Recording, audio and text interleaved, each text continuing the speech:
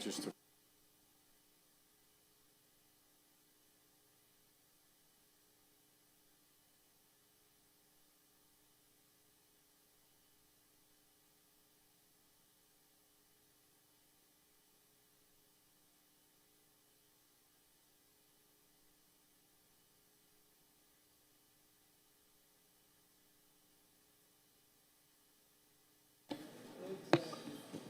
Good evening and welcome to the third day of budget hearings. Please stand and salute the flag.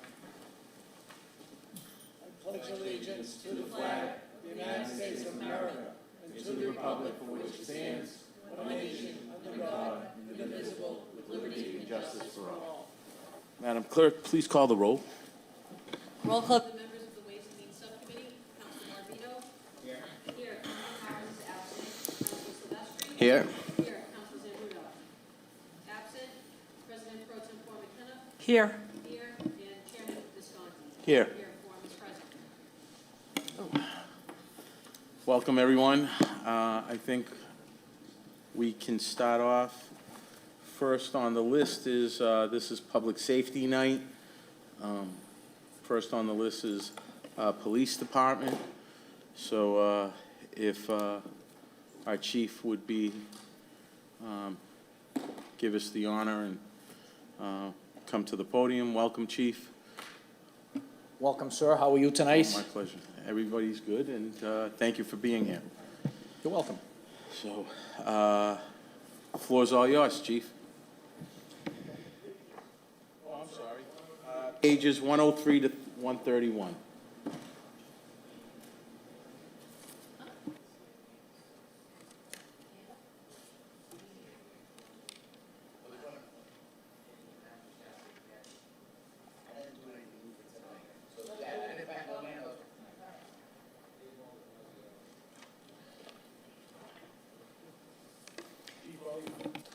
Okay, very good.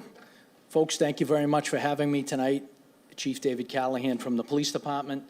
I'm just going to go over a few things that we have. Our staffing levels right now, what we're budgeted for last year was 110 officers. And this year, we're trying to look for an increase to have the Police Department increase to 115. We currently have 7 in the police academy, 2 different academies they're in, so their graduation dates won't be until the fall. So it'll take a little bit to get them all their training completed and have them ready to be able to work the streets alone by themselves. You know, after they complete the police academy, they have to do a field training program that's 12 weeks if everything goes well. And if they need a little more time, we'll give them an extra 4 or 5 weeks just to make sure they get acclimated and that they can do the best job they can for us in the city.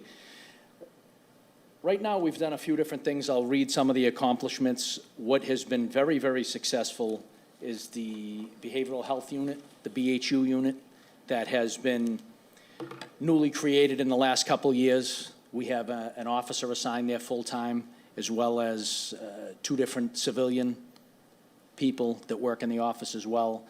And they go out and basically they deal with some of the more problematic, lengthy issues we have with people that have significant mental health issues or other problems. And there's a lot of work and follow-up, and they pay special attention. So the patrol division will give them referrals. They'll go out and they'll follow it up, and a lot of it is, you know, sections through the hospital where they may or may not be committed for a period of time, and it's been very successful. I want to say in one small period of time, the unit did over 110 follow-up calls with, I want to say it was over a 2-month period, and they did them either by home visit, or other stuff with working with other clinicians at various hospitals and facilities, just to try to get the people the treatment they need. And a lot of these problems aren't law enforcement problems. Yes, the police get called to handle these crises, and we're able now to divert them and better serve the public. And it's been very helpful. Another very helpful thing that we did recently, like I talked about the mental health issues that we're facing as a police department, and most, if not all, police departments in the country are facing them more and more. We just recently did a MOU, an agreement with the Suffolk County Jail, where when we have folks that are in our custody and they can't be released for one reason or another, they're held for court. And I'll be honest, sometimes in the past, we used to have people that were held for court for 4 days at the police station. It's inhumane. Well, we were able to come through an agreement with the Suffolk County Jail and the sheriff, where they will take those people from us. They have a more professional staff, they have clinicians, they have doctors, they have nurses, and for a fee per day, they will take those people from us. And that has been a huge help to the police department. We started doing it in January, and it's been very, very successful. And it was something we probably did for years ago, but we weren't able to do it. But the city faced significant liability years back with an issue with a prisoner that got harmed in custody, and ultimately, the city had to pay $1.75 million in damages for somebody that was hurt either in our custody or at the hospital. It was never determined, but there was a payout from the city. So this was something very beneficial. And the other end of it, it frees up the police officers from being in the cell block and spending a lot of time with the prisoners. And then at times, if they have to go to the hospital, we have to accompany them and stay with them. So now when we have the jail, and that's what they do professionally, it makes things much, much easier for us and is able to keep the officers out in the street and keep our manpower up. We've done a few other things that have been very, very beneficial, like when we're speaking of the cell block or that prisoner area, we upgraded all the surveillance cameras and other electronics and things like that and cameras that we have in that room, and they haven't been replaced. A lot of them were all analog. Now, we've either upgraded the cameras or we're in the process now of upgrading everything to digital. And the same thing with the radio system. Over the past 2 years or so, we purchased, I want to say, somewhere between $250,000 and $300,000 worth of communication equipment, portable radios for the officers, all brand new, and all new radios for the patrol cars, and we totally went over to digital. So the signal is all digital. Well, it increases or enhances the signal, so the officers have a better range, and it's kind of eliminated some of the dead or weak spots we have in the city. So that was something that took a little while to do, and I'll be honest, some of the problems we ran into is we can't get the equipment. And due to COVID and other issues that are still kind of keeping things behind, it just, there's a lot of delays in getting stuff that we need.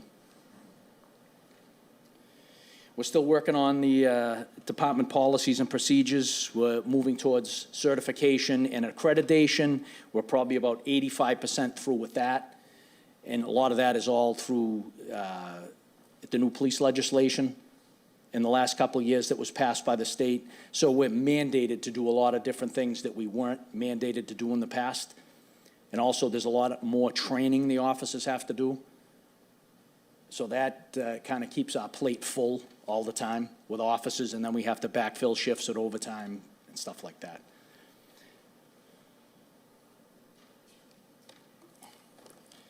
One other thing I'll touch upon, and then, I mean, I can answer questions if anybody has a question at any time, is the facility. The police station opened around 2007, 2008. And it's been an arduous task with the maintenance. The HVAC system, we had to replace the cooling tower at a cost of almost $200,000. And we had to do a lot of work with the HVAC system itself that controls the heating and the air conditioning. There's 48 different heat pumps in the building. It's really not designed for this part of the country, but it is what it is. I wasn't involved in the project at the time. So we're running into a lot of issues with getting stuff repaired and fixed. And we entered a service contract that the department never had before. This last year, we entered a service contract where a company comes in and they maintain and inspect everything. They change all the filters, and some of the stuff is not easy to get to. So we're getting legitimate professional help on maintaining the HVAC system. And hopefully, as time goes on, It'll extend the life of that cooling tower and the HVAC system and the heat system in the building. Does anybody have any specific questions or anything I can answer? Okay, I can open it up to the subcommittee members first, if anybody has any questions. Council Marabito? Thank you, Chief. Are there any specific areas where you received additional funding to enhance the effectiveness of the department? Well, we've received some grant money. We get JAG grant money. We get traffic enforcement grant money. We receive some other monies for the EAPS grant.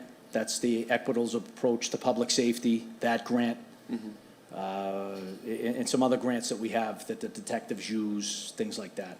But nothing substantial that in the past we were eligible for.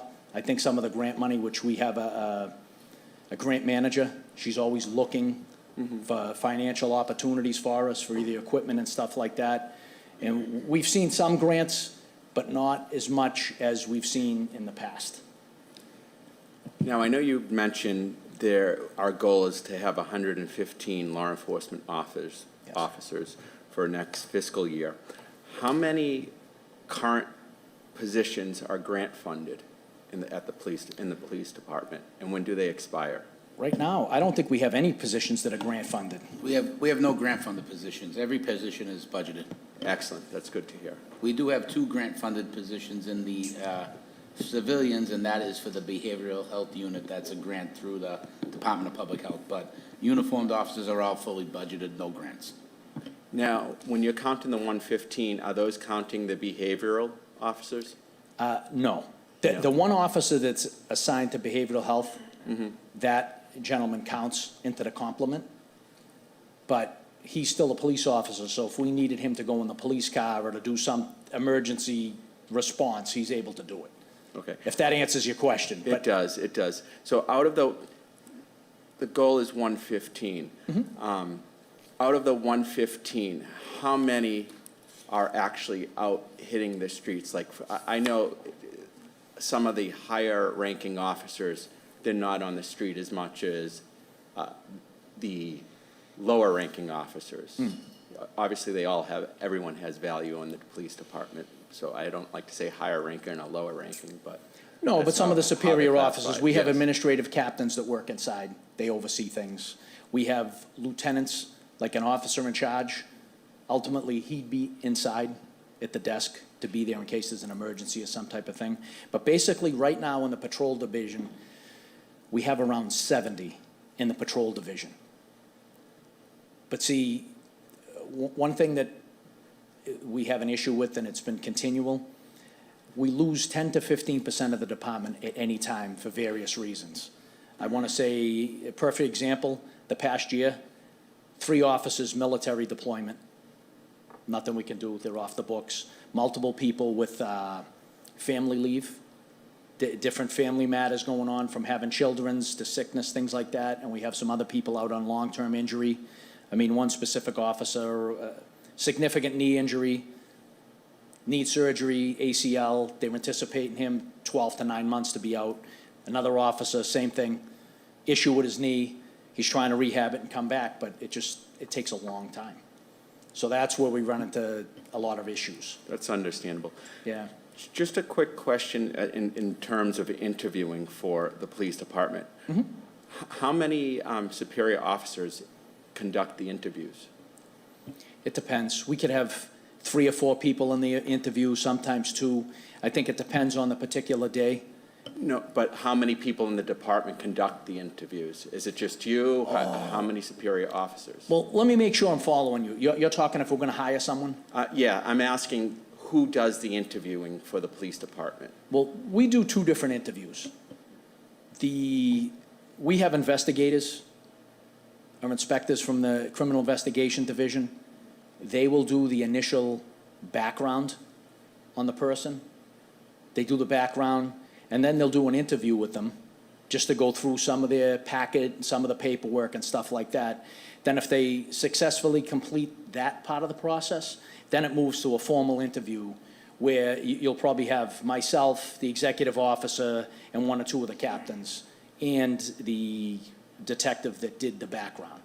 So you could have a few people, if that's what you're asking. So you're usually in every interview, or one of the captains or Yes. lieutenants? Okay. Yep. When I can be there, I will absolutely be there. There's some instances I wasn't available. So what would you say is the average amount of interviewees we have on a weekly or monthly basis? Like, how many people are we are past the background check and are being, and gets vetted and ends up ultimately being interviewed? To answer your question right now, we just, we have 7 in the police academy. We had 4. I want to say we probably interviewed more than the 4. I just don't have the number offhand. 4 did a good job, and we felt that they were the right fit for the police department. Then they go to the police academy. But before they get in the police academy, they have to pass a physical pre-screening. They have to do 2 different physical tests. Sometimes they're successful, we don't have any problems. But as of the last few years, we've been having more and more people have trouble passing those standards to get in the police academy. So we have 4 that started at academy a few months ago. We have 3 others that went into an academy after they started. So the process is kind of ongoing. And right now, we're running into the issue, and I think I've explained it in last meetings. The candidate pool for police officers is not good right now. And it's been going on the last few years, and it's with every law enforcement agency in the country. No matter what department, what agency, they're having a lot of trouble recruiting people. We're in the same boat. Traditionally, or in the past, you would have a civil service list. We would have 500, 600 residents on the list. We're lucky now if we get 50. And after we vet them down, we're lucky if we have 10 or 12 that are good candidates. That means they can pass the background and they'd be appropriate for police work.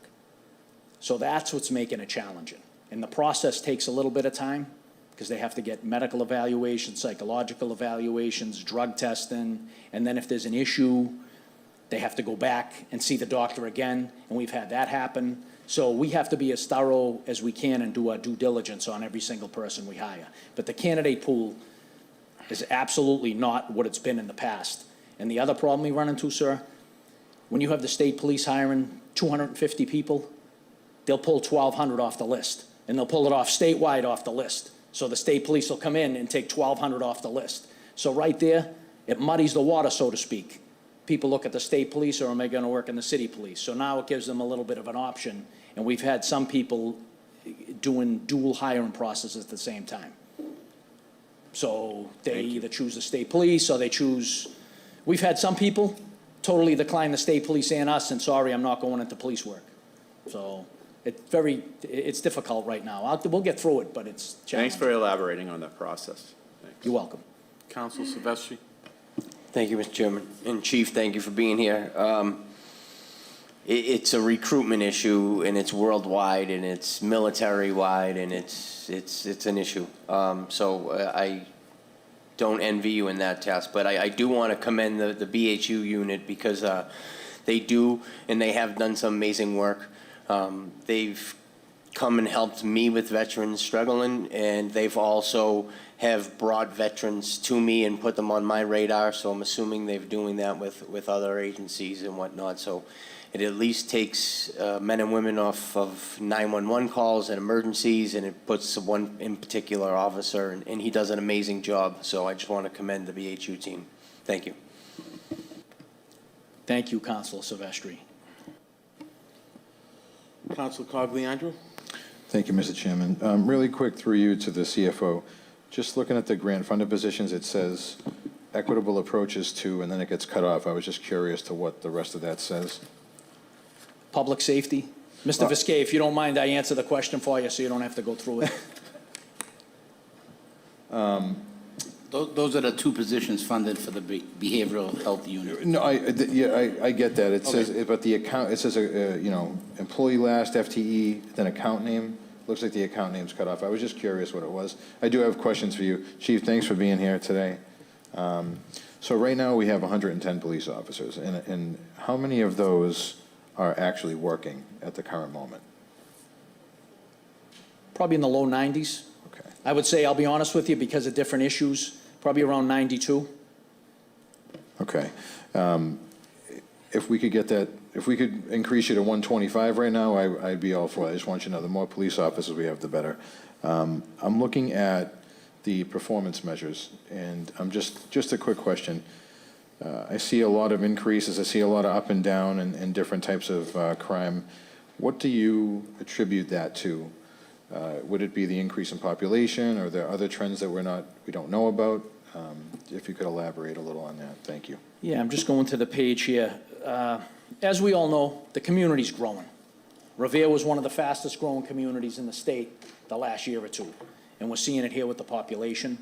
But I have to say one thing, we don't have some of the crime that neighboring communities have. So we're very fortunate on that aspect. And with some of the crime, I'll be honest, some of the numbers, and I hate to say this awful word, is COVID. It threw some of our numbers off the last few years because stuff wasn't getting reported.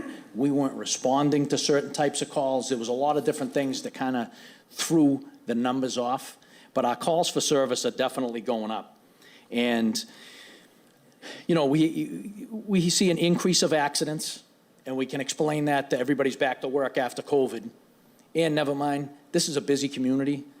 Mass DOT quoted me some numbers before what goes through Bell Circle, and it was kind of astounding.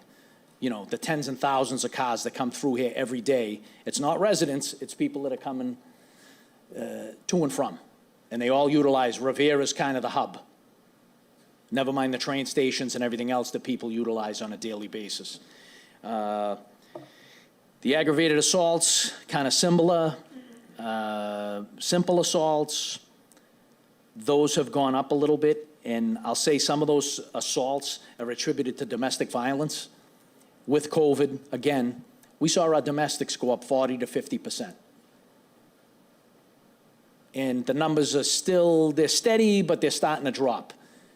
And I think a lot of it is just people quarantined in the house. Can't go to work, can't get out, can't see other people, can't socialize, so you know the pot boils over at home. It's unfortunate, it's terrible, but we've been dealing with that. I mean, do you have any specific question on any particular crime or? No, I wanted Okay. to hear your professional opinion or reasoning for it, that's all. Thank you, Chief. You're welcome.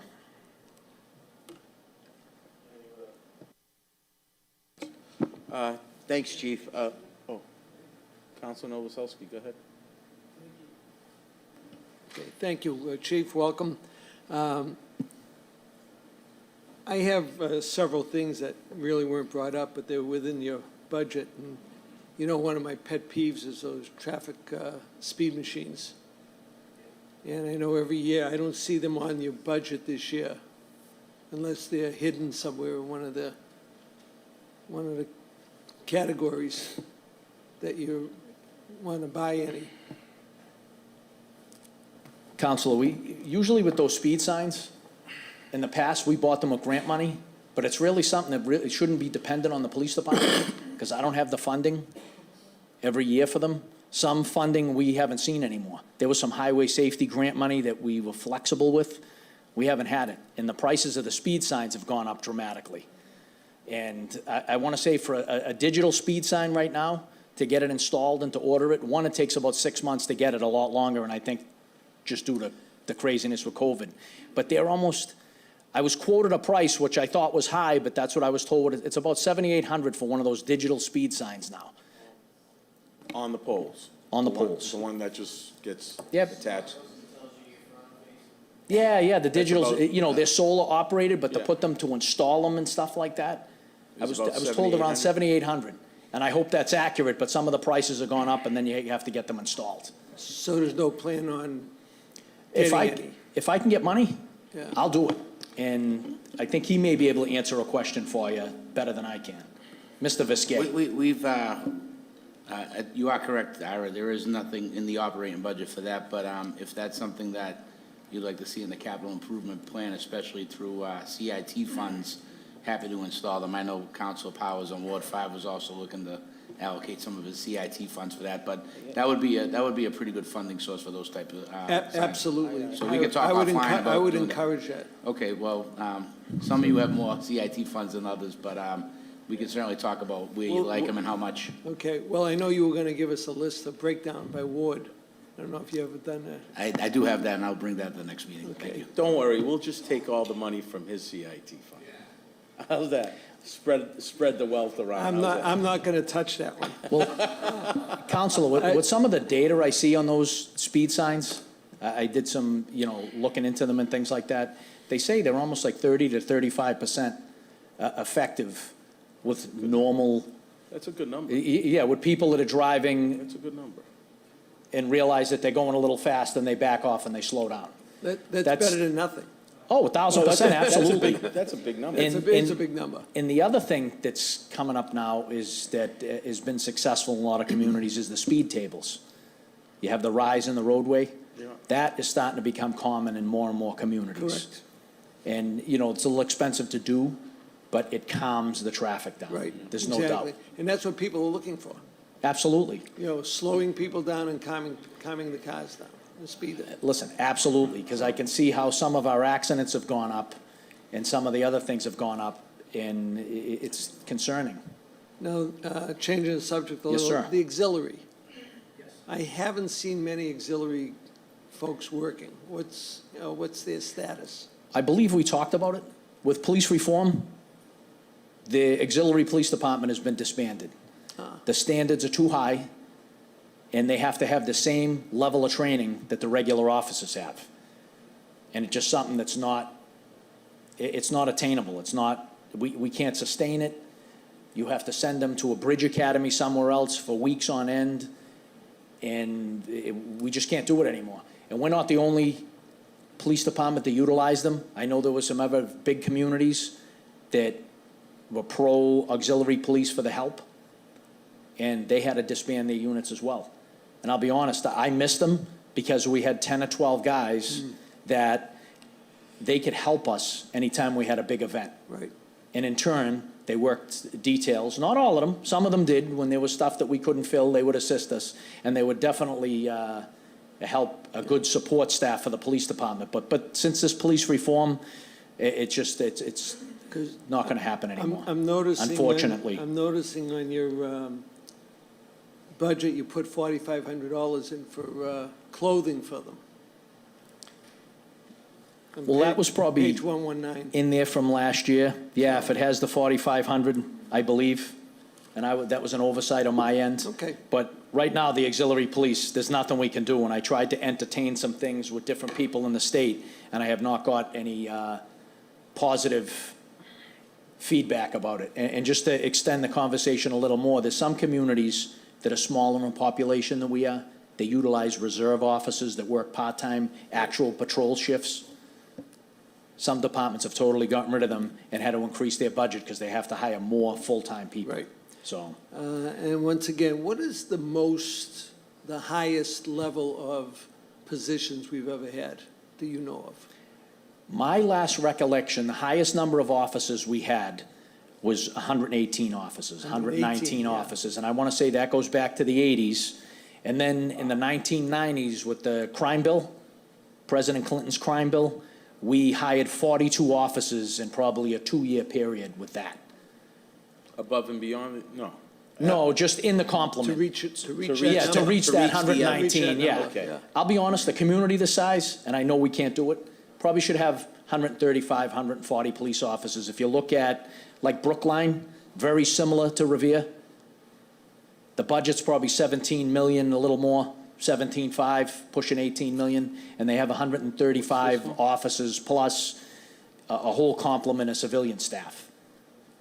Okay, He's good, about thank you. I think one other question, if I may, regarding the folks that are in the academy, while they're in, are they getting paid by us? Yes, sir.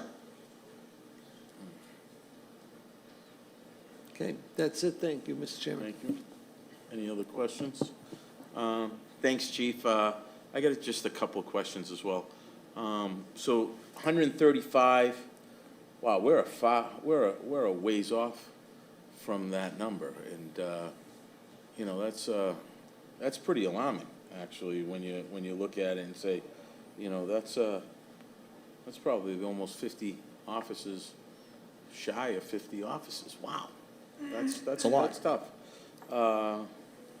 Question, when you look at the budget and the numbers, there's a couple things that are in here. You look at, am I seeing this correctly?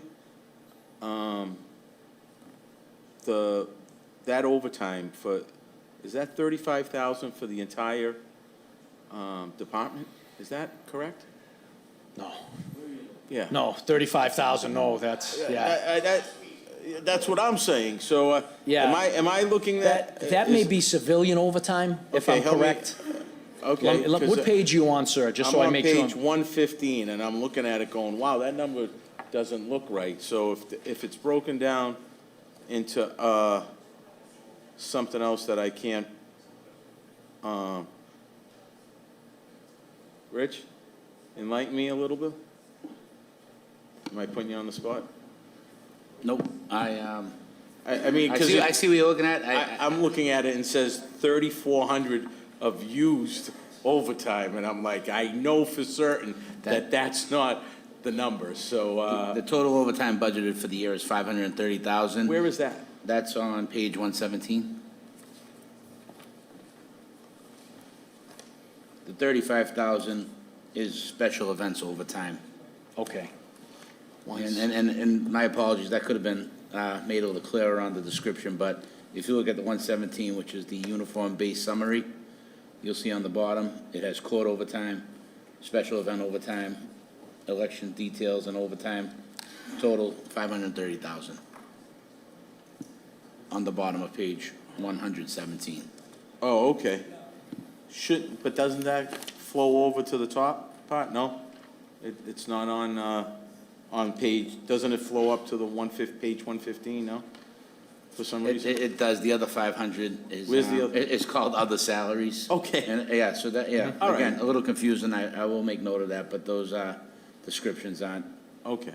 as So, descriptive as they should be, I suppose. all right, so year-to-date on that overtime is roughly about 695 year-to-date. Is that Yeah, what and I'm that- understanding? Yeah, and to the chief's point, when officers go out on military leave and et cetera, those overtime shifts have to be filled by existing officers. So at the end of the year, as you know, we always do our budget transfers, whether we can handle them within the salary line of the police department. Otherwise, we'll have to come before the council to make some adjustments to close out the fiscal year. So we also will have some adjustment at the end of the year due to the contract settlements that were settled during fiscal year '23. Okay.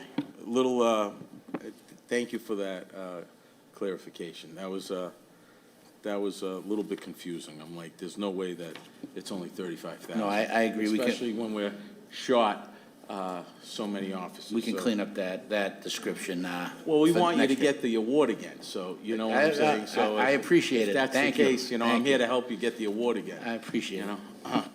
All right, and we talked about the grant writing and grant manager being paid by outside sources, am I correct?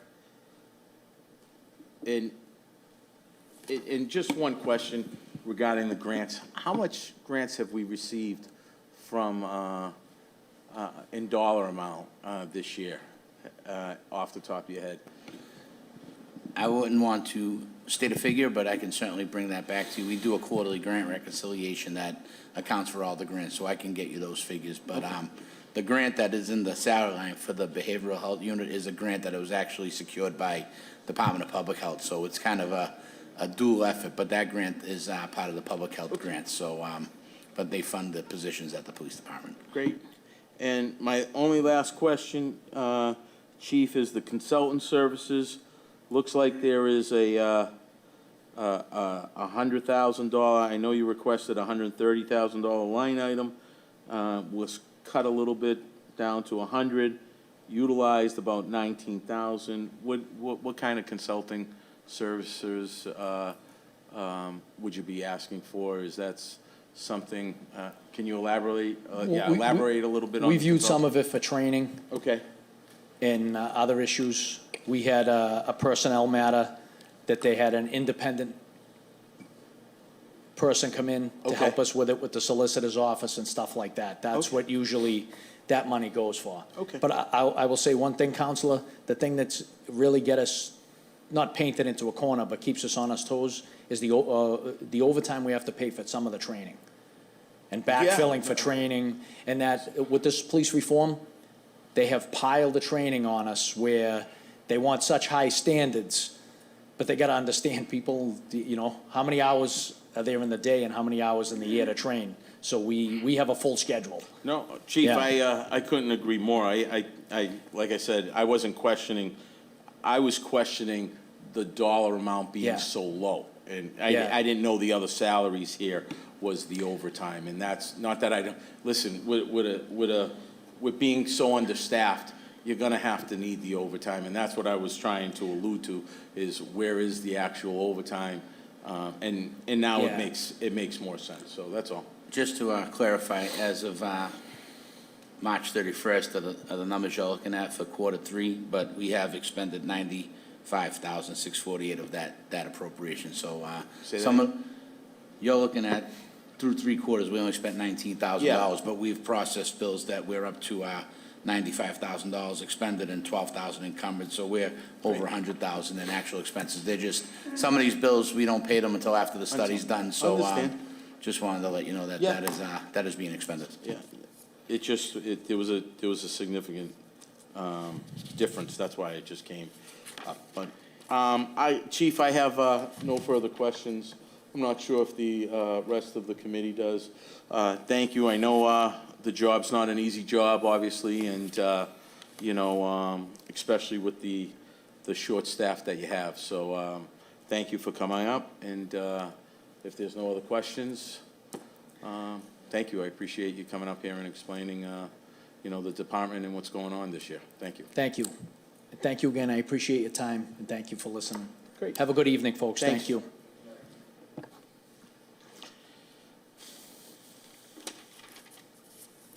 Continuing on with the fire department. Chief, welcome. Good evening, Ways and Means, Chairman Visconti. Chief Bright, Fire Department, I was going to start out, if there's no objections, just going over some of our fiscal year '23 accomplishments. If you look at our budget presentation, page 121, starting there. And as you can see, the first bullet there, we placed in service two new fire pumpers this year for Engine 3 in North Revere and Engine 5 at Freeman Street, 2 E1 pumpers. They've been working out very, very well so far. You can see the second bullet that we broke ground on the Point of Pines Fire Station, as everyone knows, on May 31st. So we're very excited to have that project started. We hired a new civilian certified apparatus mechanic this year, and so far he's been working out tremendously.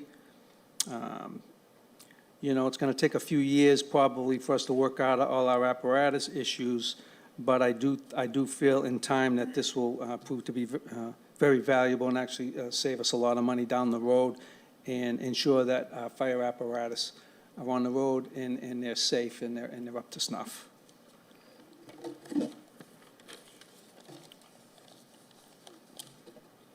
Continuing on, we purchased, and again, this is all credit to my staff, my Assistant Chief Cullen, Captain Wolfgang, you know, fire department staff, we write all our own grants. And they're responsible for these items that I'm about to mention. We purchased 3 NFPA-compliant gear dryers from a grant from the Department of Fire Services in the amount of $35,000. You know, these dryers, we never had gear dryers, so when we've washed our gear in the past, the firefighters would have to hang them, you know, wherever they could, in the boiler room, in the station, outside, trying to dry them, and it usually takes about 24 hours to dry your gear out if you're really, you know, sopping wet. So this will be a huge improvement for our firefighters health-wise. And just below that, you can see we just purchased through a grant again, a new compliant gear washer for our Engine 3 station in North Revere.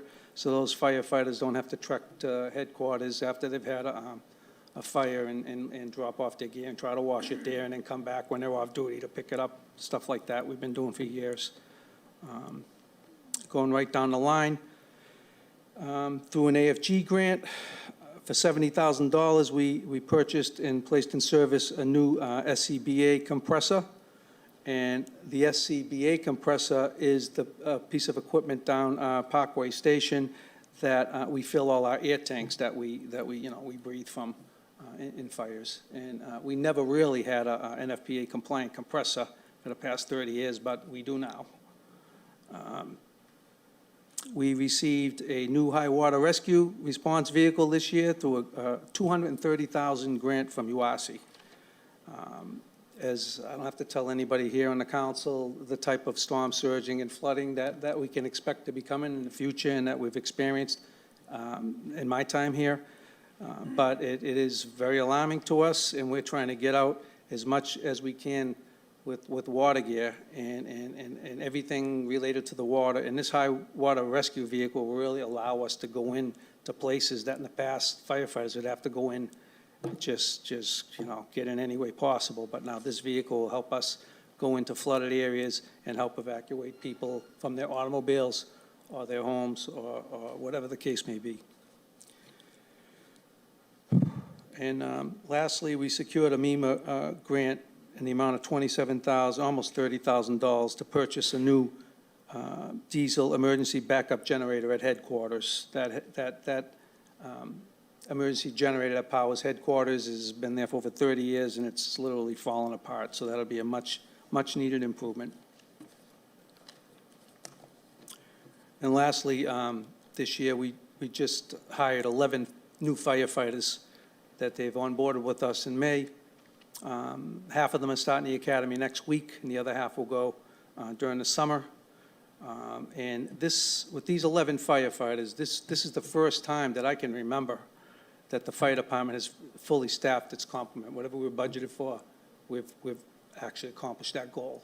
And so we're up to like 119 firefighters with these 11. And that's not including my civilian mechanic or my 2 civilian administrators. And going down the line, you can see our fiscal year 24 goals and objectives. We have applied for a staffing grant for an additional 15 firefighters.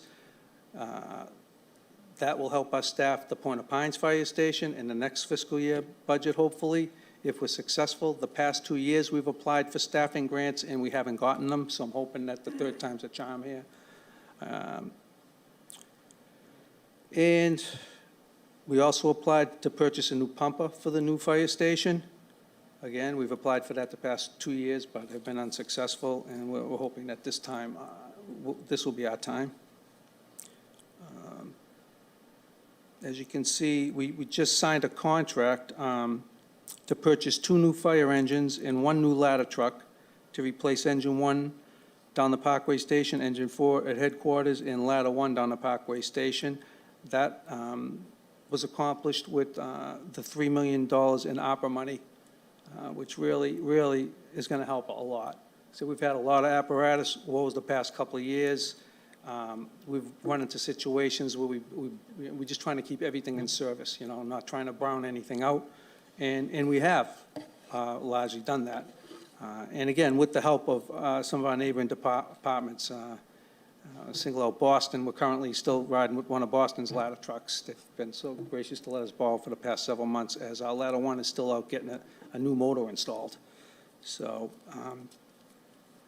those are some of the major things you can see going down the line.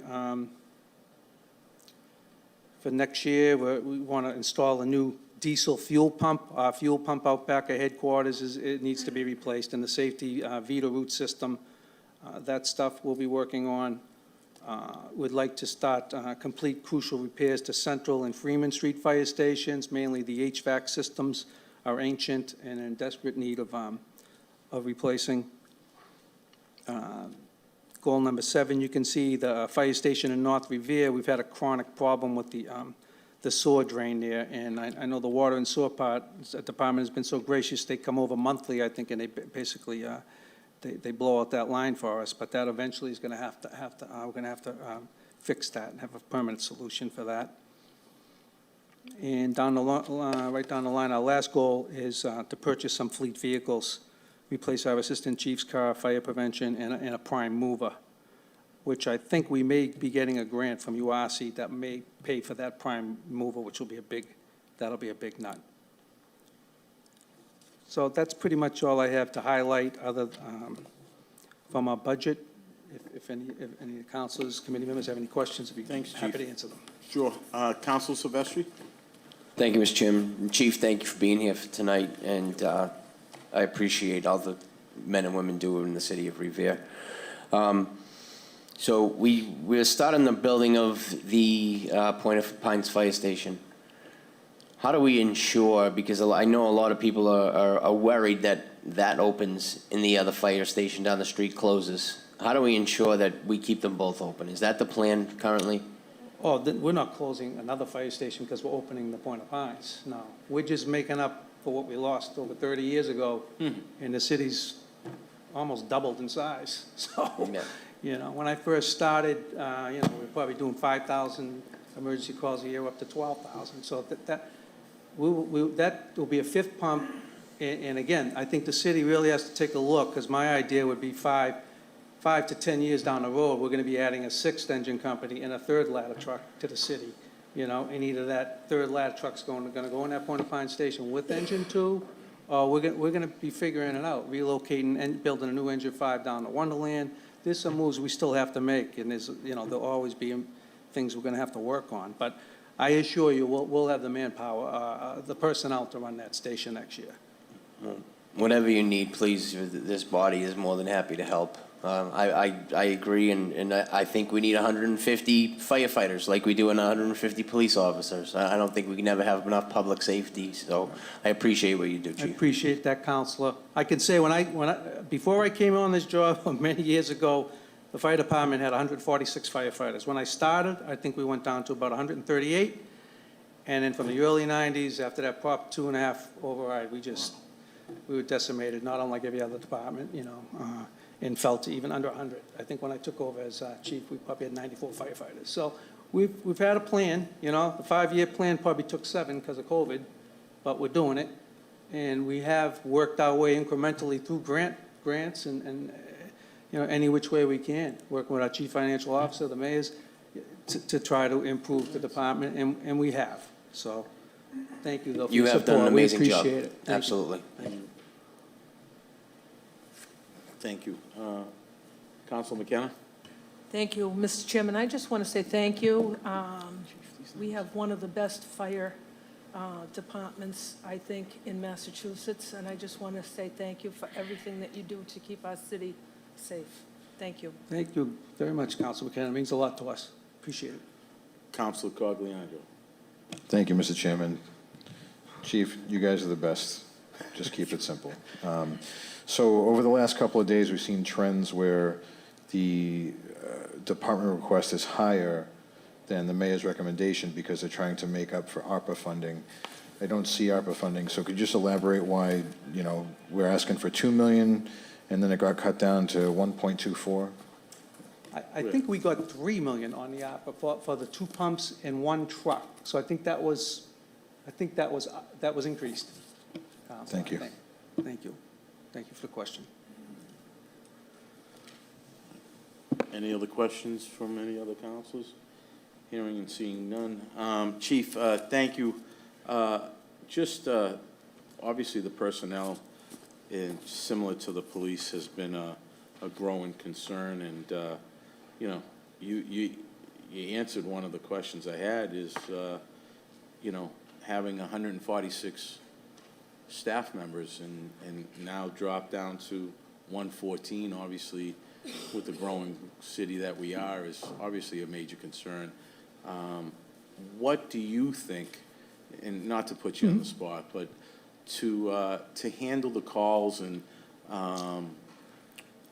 to be able to service this community as large as it's gotten, what do you think the number should be, in your professional opinion, right now?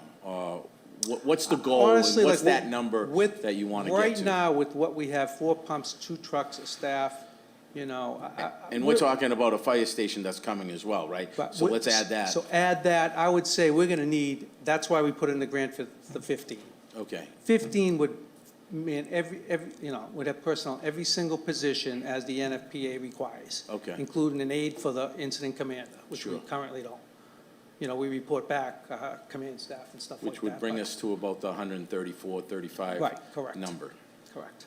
I got to believe that that's a concern from the residents, obviously. So, you know, the objective and the goal is to get there, you know, and like Council Silvestri said, whatever we need to do, we want to be able to man the fire department and the police department appropriately, obviously, with the enough staff to handle the public safety that goes on in the city. So that goes without saying. But other than that, Chief, I commend your department, and obviously, it's not an easy job. You know, you're running into buildings where people are running out, so it's something that I commend all of you and the people that work in your department. So, and it stems from the top, obviously, and how you handle that department. So I appreciate everything that you do, as well as everybody below you. So thank you, and God bless. Thank you, Chairman Visconti, for the nice words, and Ways and Means Committee, appreciate it. Mr. And we Chairman. appreciate all the support from the Oh, I'm city sorry. council. I'm sorry, Councilor Zambudo wants to throw bouquets today. So I Yes. figured, you know, let him throw You the know, bouquets, all right? I'm an open You book know. here, but like the bottom line is I just snuck in, so I wanted to get to say a few things. I built my career on public safety, you know that. My goal was to build a police headquarters, and along with that, we got Ladder One. And, you know, so it's always been my priority. I have the highest respect for police and fire. You guys, anything I can ever do, I'm always here. It's a job, it's a thankless job. I mean, you get those accolades when there's tragedies, and God forbid we lose people. That's when, you know, people really respect the profession the way it's supposed to be respected. But every day, I thank God for you guys. So thank you for what you do.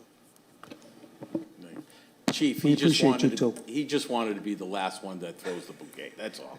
But, no, thank you again, Chief.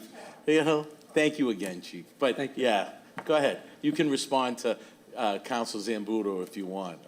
I just want to make mention, it hasn't gone unnoticed. We appreciate the council, and Thank you. every time we've been before the council Yes. on a vote, if it was for the fire station, and we had to come Absolutely. back a second time, we've had unanimous support, and it does not go unnoticed. We appreciate you. Thank you, Chief.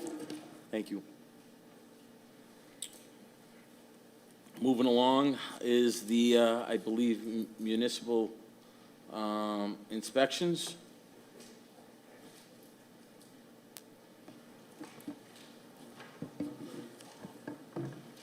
I'm sorry, pages, what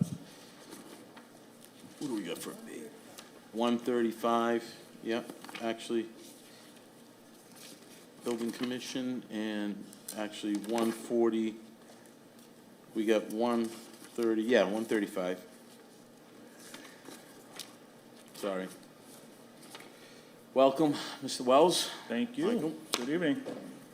As Rich alluded to on Monday night, little structural change coming to municipal inspections with the separation of municipal inspections building and municipal inspections health.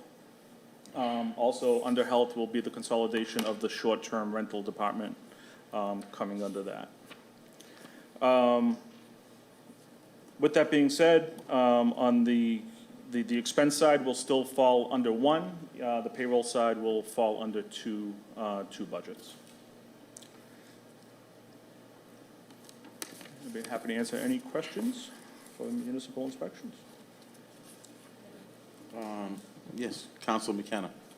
Thank you.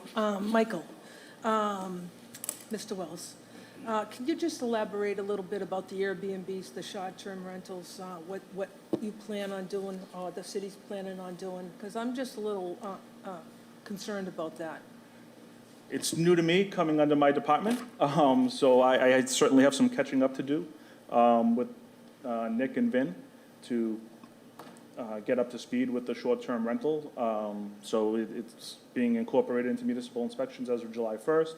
And any questions would love for you to refer to Nick and Vin at this time until I'm fully up to speed. Okay, because I'm just really concerned that it's going to get lost, because I was one of the makers of the ordinances, and because Beachmont has the most short-term rentals in the city. It's certain, short-term rental is not going away. Well, Airbnbs. What's going to happen? Correct. Airbnbs, the department is just coming under municipal inspections, so it's not, we're not doing away with it. They're still enforcing. We'll still be enforcing. We'll still have registration of all the properties. We're still going after the properties that are not registered. So the work is still going to happen. It's just going to happen under municipal inspections. Okay, and about, I was promised, it came in front of the council, and there was a concern about one inspector or two inspectors going out and inspecting these properties, because I was getting inundated with parties and garbage, and young kids were renting it, and they were partying in all night. So, I'm concerned about that getting lost in transition. Yep. And are we going to keep the same, who is it, Vinny and Nick? Nick's part-time, Vin and right? Nick, yes. So are we going to keep, who's the inspector out of the both of them? Vincent and Nick do inspections together and coordinate with the fire department as well for initial inspection. Okay, because I don't see an inspector on this list. All I see is clerk. Vin is the clerk too. Nick is under part-time salaries. Okay, so there's no inspector? If I may, the whole purpose, Council McKenna, Thank you. of combining municipal inspections and short-term rental was to have a lot more cross-training and communication between the departments, because essentially short-term rentals is a health inspector type service. So instead of having a two-person department, we're really a 1.5-person department with its own budget, and then have the municipal inspections through health in another department. We've tried to create some synergies and combine them. So there's certainly no plan to disband that short-term inspection program. And in fact, I think by combining them, we'll be able to use some of the other inspectors to enhance the services. Point of information, if I may? Yep. Sure. Thank you, Mr. Chairman. So just through you to Councilor McKenna, I've worked very closely with Vincent Argenzio on a couple of issues. They are running strong. They have excellent software that picks up any Airbnb or Vrbo or anything like that. They also are very on top of complaints. Vincent was amazing. We had an issue on Ensign Street. And I also know that to have the Airbnb, inspectional services has to run the full gauntlet the same way if someone did any sort of renovations in the building. So they're definitely not falling by the wayside. They're going strong. So thank you. Thank you. Okay. Counselor Zambudo first, and then we'll go. Thank you, Mr. Chairman. I just wanted to state that I was very much in favor when I heard that this was being rolled into the Health Department. It's where it belongs. Yep, makes sense. And so I expect it to get better being there. Yeah, Thank you. great. Can I just, one more thing? Councilor McKenna, go ahead. Thank you very much for the leeway. My pleasure. I just want to say, since we created this, the city's created it, I've gotten less and less calls. So I just want to commend you for that, but commend, Vinny and Nick for that, because I have gotten, I don't think I've gotten a call in the last 8 months. That's great. That was the goal when it was developed. Too. Yep, thank you. Councilor Maravito? Question for both of you. How do you guys measure the performance in your department? Like, are there any metrics or metrics used to evaluate the department, like for efficiency? Yep. So we use CitizenServe, which actually provides great reports to us. We can measure our data through number of inspections, number of permits pulled, number of licenses issued, number of fines issued. So we look at it on, on a fiscal year from year to year. And that's how we kind of determine if we need more help or not. We saw an increase, for example, we were getting a lot of complaints last year on electrical inspections, right? We had one electrical inspector. He was 2-3 weeks out for inspections, which is unacceptable. We hired we posted for a full-time inspector, didn't have any candidates for that. We ended up with 2 part-time inspectors, and all of our issues have gone away. So, adding the resources definitely helped our situation. Same thing on the building side. We added a part-time building inspector last year, which was very much needed. And we haven't had any complaints at all as far as getting inspections. We're up 100%, where we need to be. The city has grown, as you know, and we didn't have a lot of resources added throughout the years as the city was growing. So they were much needed, and they're working out great. Now, is there any kind of public engagement that you guys engage at all? Is there any public engagement, like after you visit an address, or like a survey or anything of that nature? Is there anything in the works where we can get public engagement or feedback? Well, because I think that's very important as well. It is. We've actually changed our procedures this past year in the way we're handling properties with code violations. We've gone to weekly ticketing instead of daily ticketing, not to hurt the average homeowner. We've also come up with remediation plans. So when we do identify a property that has code violations, we send a notice of violation to their property with the code violations. However, we also added this year a remediation plan. And the remediation plan is a letter that's incorporated with the notice of violation, inviting them to come in within 21 days of receiving that notice to come up with a game plan on how to remedy those code violations moving forward.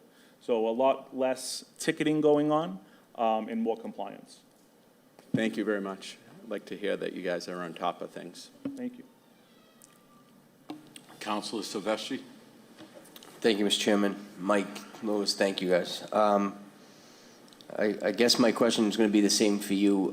Do you believe you're staffed at the full strength that you can be? Would more people, I know always more people will help, but do you see any areas where you could use some more bodies? Right now, I feel we're at a pretty good level. Would you say? Yeah, right. So right now I feel like inspection-wise, we're at a good level where everyone's getting their inspections done. Permits are coming in, they're getting reviewed. We could always use more people, but I pride myself on, everyone wants a permit right away, so I try to do it as quickly as possible. And with all the building going on, it takes some time, it takes time, but it gets done. I think we're at a good level now. Bringing on those part-time inspectors last year, I think we definitely need to keep that to keep the level of that we're at now. Because without them, I'm sure all of you've gotten complaints of inspections taking weeks, and it's not just the big projects that need inspections, it's the residents, they do a kitchen, they do a bathroom, I'm sure you've all done construction at your home and you have to live in a certain area or live in someone's house and they want to use their kitchen and bathroom, so it's good for those reasons. No, listen, you guys do an amazing job. I get to witness it. Your hospitality on top of emergency control. So just, you do some amazing work, and I appreciate it. Thank you. Councilor McKenna? Thank you, Mr. Chairman. I just want to say thank you for everything that you do for Ward 1. I know, I put in a lot of stuff, and you guys, fix it, so thank you. I just want to say that I made a motion maybe a year and a half ago, to get a part-time weekend inspector, because it seems like when City Hall shuts down, well, when it did on Friday, 1 o'clock on a Friday, everybody would come out, start doing, work without permits. So I'm going to put that motion in again, because I think it worked for about 3 months, and I don't know what happened to it. But I really do think that we should have a part-time weekend inspector that goes around, that we can call and say, hey, so-and-so's doing work without a permit, because there's really no one to call. Well, I call you, and You you call me, always, Counselor. and you always are there. But you know what? It's Saturday and Sunday for That's you. okay. You work That's you okay. work a whole week. I think we That's all should right. have a weekend, I appreciate that, but I always, answer my phone and respond to my emails as quickly as I possibly can. I know you're not calling me for nothing on a Saturday or a Sunday. So. Yes, and we've met on Saturdays and We have. Sundays, so, We yeah, thank you. Any other questions from anybody? Okay. Just a couple of questions, and with the municipal inspections. So the part-time salaries for 45,000, is that for one person, or is that two part-timers? Do you know of?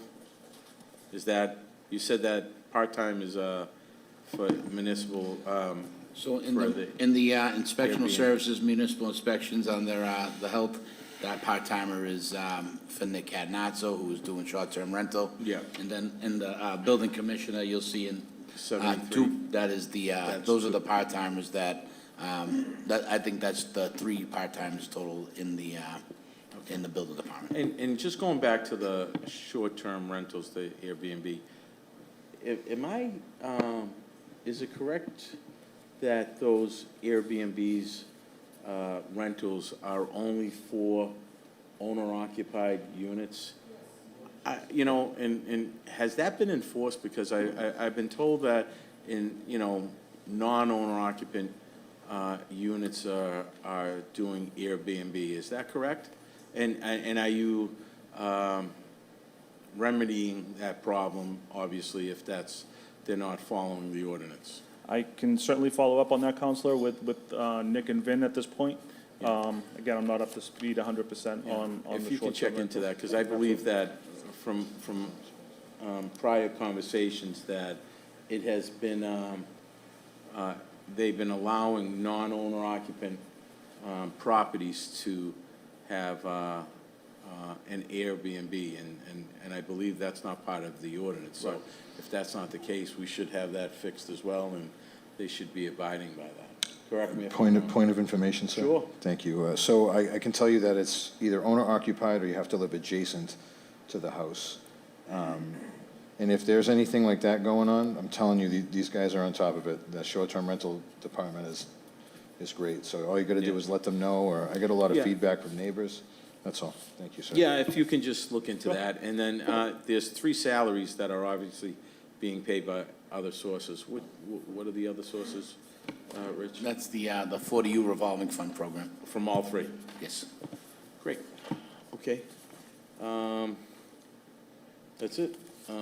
That's it for me. So, thank you. Thank you, guys, for Thank the you. work you do, and appreciate you coming up.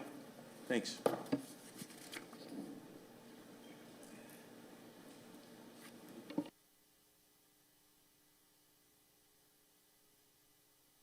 Okay, moving along is the parking control. The department that gives the tickets. Oh, isn't that lovely? Good evening, Mr. Chairman. Thank you. Thank you for all members of the subcommittee. I wanted to share some of the accomplishments we were able to achieve fiscal year '23. Thanks to the help of the City Council, we were able to implement a parking benefits district where we take money generated through parking and allocate it through the different corridors, Broadway and Shirley Ave, for beautification, EV charge stations, different programs to continue to provide in those areas.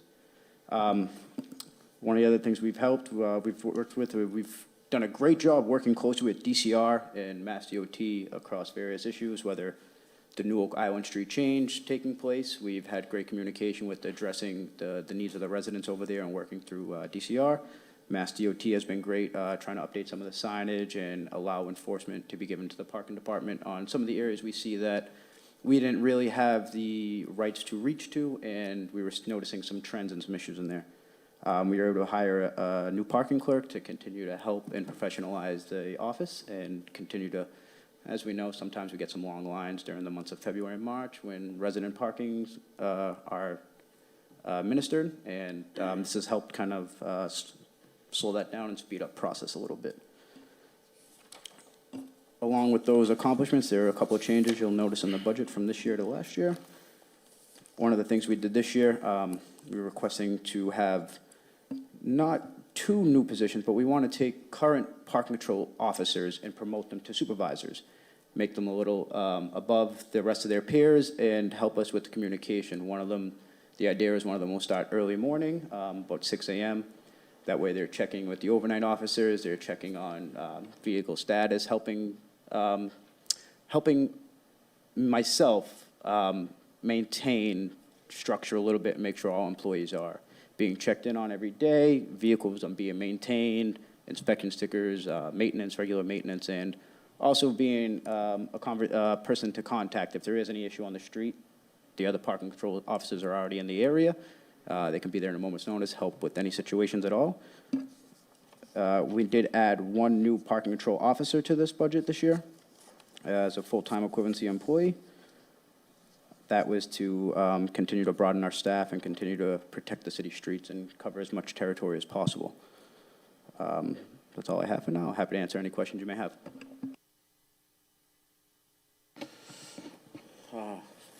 Councilor Cogliandro. Thank you, Mr. Chairman. Director Babo, good to see you. I think you know the 2 questions I'm going to ask. Number 1, are we getting an extra person overnight, or are we getting a license plate reader? So this position is for a 3rd shift overnight.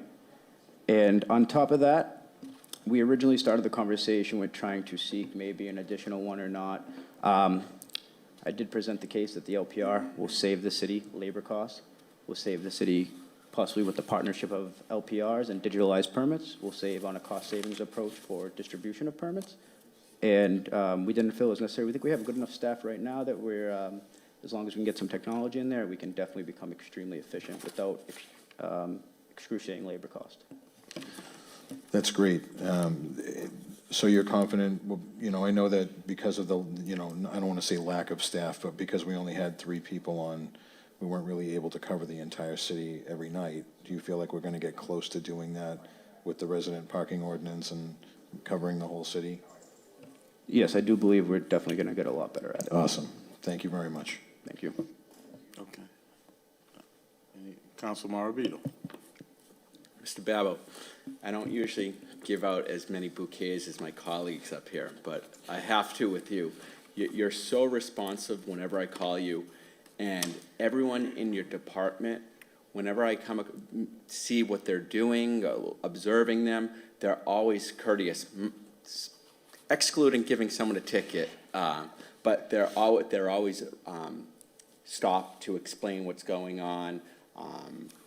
Same with you. You call immediately and that's all we ask for as a city councilor. When constituents complain or need answers, we need the answers. And I can't tell you a time where you took longer than an hour to call me back. So thank you. I really appreciate that. Thank you.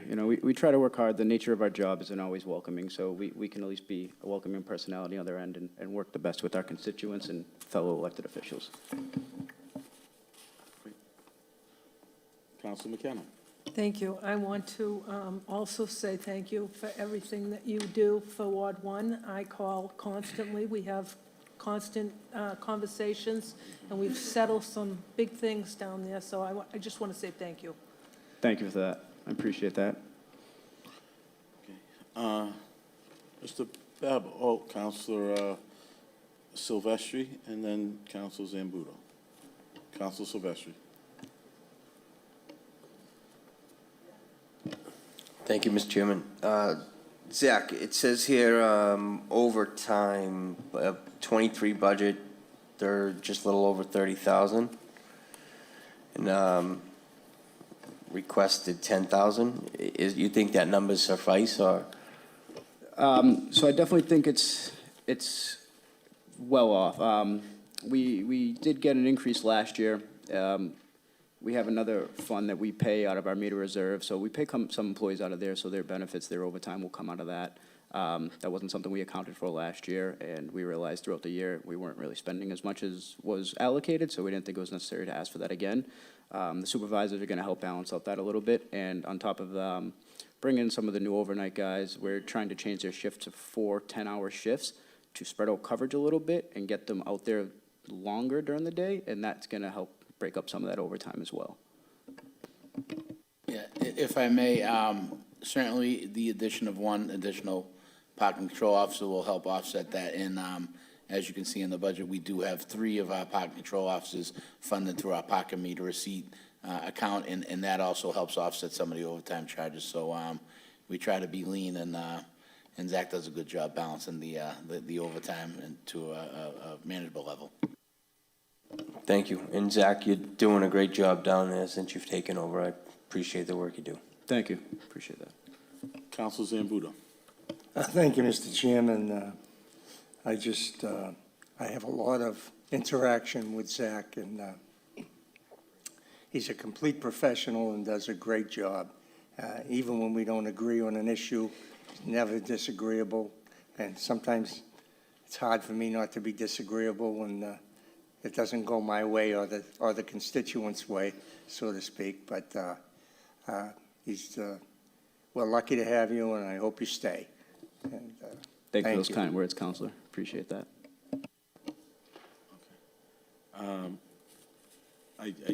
Zach, Mr. Babbo, I should say, help me, one of the big questions I have is, obviously, as we head into the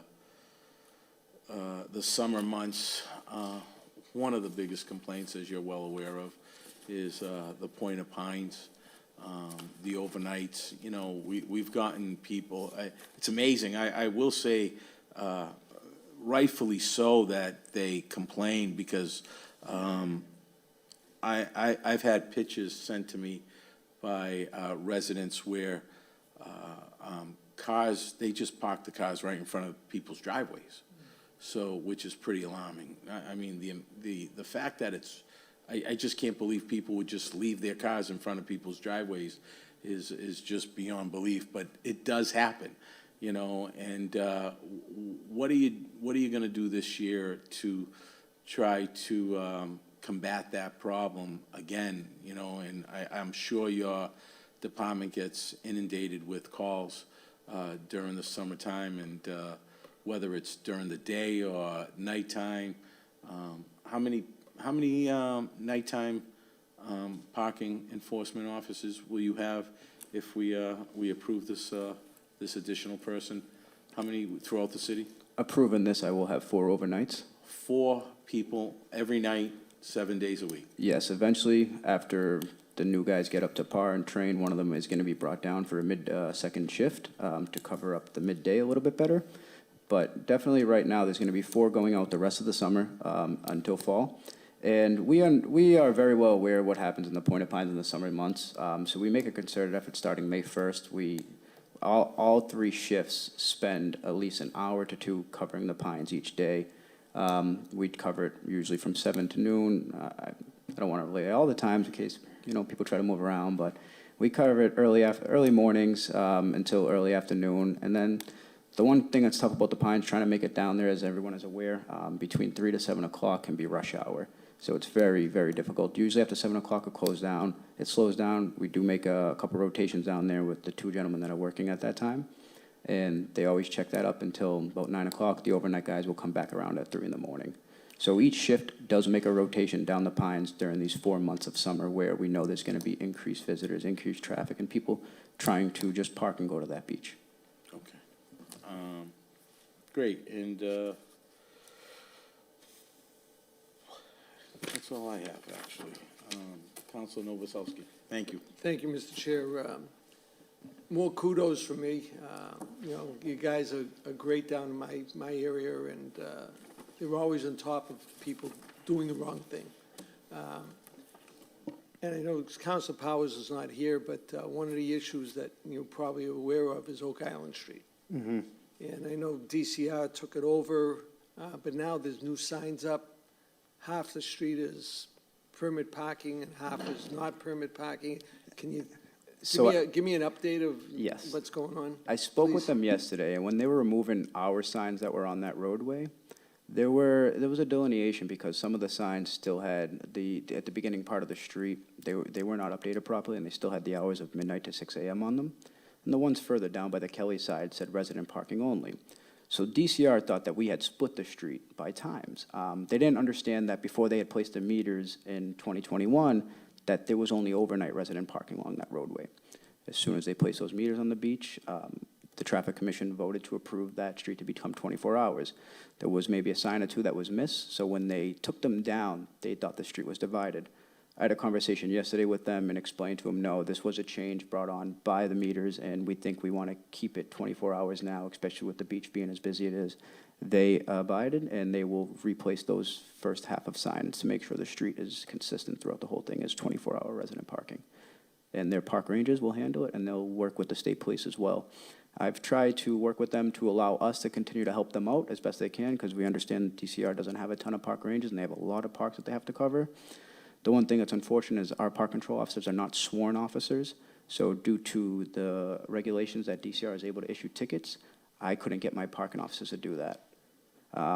State polices or sworn officers are allowed to issue tickets on DCR roadways, but a park enforcement officer with no swearing it is not allowed. Was there any discussion as far as making them sworn officers for DCR? I don't know if that's something DCR can do, but I'd be happy to continue that conversation and see if there's something maybe I don't know. the city can approve to make. No, but, because I know many years ago when John Henry was around, we actually tagged Revere Beach, Joanne was down there, and they gave us books, so we used their ticket books, and we worked on, taking the expenses out of it and everything, so. I can tell you, we're certainly not interested in writing tickets for the DCR, so if they better be our ticket books if we do it. Well, we'll make sure it's your car, we'll check in your car. Thank you much, appreciate the information. And hearing no other questions, thank you, Mr. Babo, and thank you for you and the employees in your office for what you guys do for the city. Appreciate it. Thank you. Thank you, Mr. Pan. Thank you, rest of the members of the committee, for hearing me today. Okay.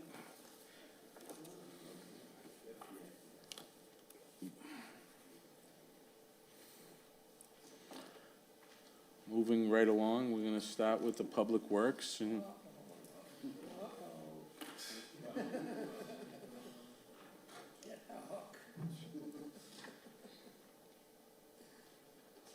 Good evening, Mr. Chairman and councilors. welcome, Mr. Argenzio. Thank you.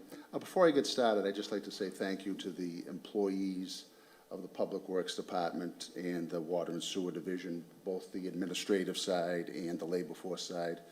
They do an excellent job. They're a great group of employees. They're conscientious, and we're lucky to have them. I know Mr. Viskey discussed the new DPW facility in his opening remarks on Monday.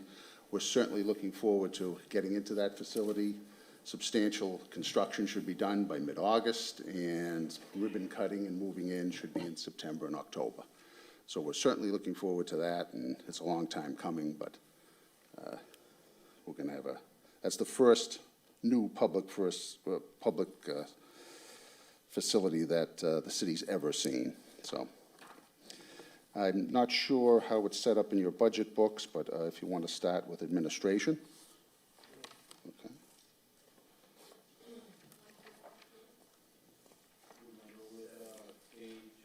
Page 17.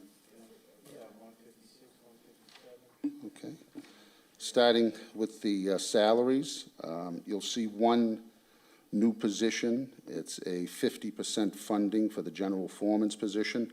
Although it shows new here in DPW, it was 100% funded by the water sewer side in previous years. So we thought it was appropriate because that general foreman will watch over both water and sewer and the DPW general, so it was split 50-50 between the two sides. So although it shows new here, it's just funding is coming 50% from us and 50% from water sewer. As far as the line items, they have all been level funded, no increase in any of them. Computer operations, equipment and supplies, office supplies, and automotive maintenance. At any point, if you want to ask any questions, please feel free to stop me. Does anyone have any questions about the administrative side?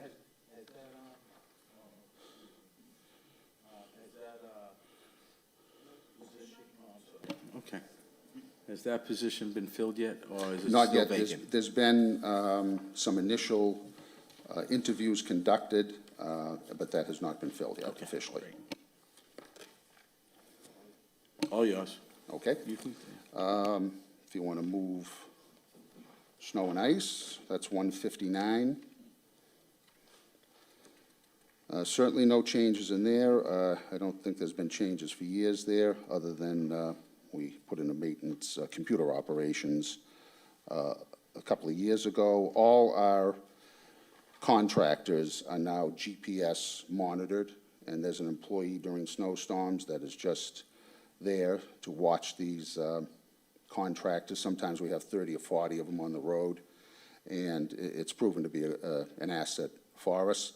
It also ties in with the 311 operators. So if a complaint comes in and they say, well, the plow hasn't been on my street, for several hours, we can actually look on our map and on our system to see when the last time that street was plowed, and if that's the case or not. So that has really helped us out a lot and has been an asset to us. Okay. Let's see. Parks and open space. Why don't we go to highway? That's page 161. Starting with the personnel. That's pretty much the same, nothing new there. All the line items, I believe, let me look for it, have been level funded, no increases in any of them. Street signs, contracted painting services, contracted pothole and trench repair. This line item, it says contracted pothole. We never contract anyone for potholes.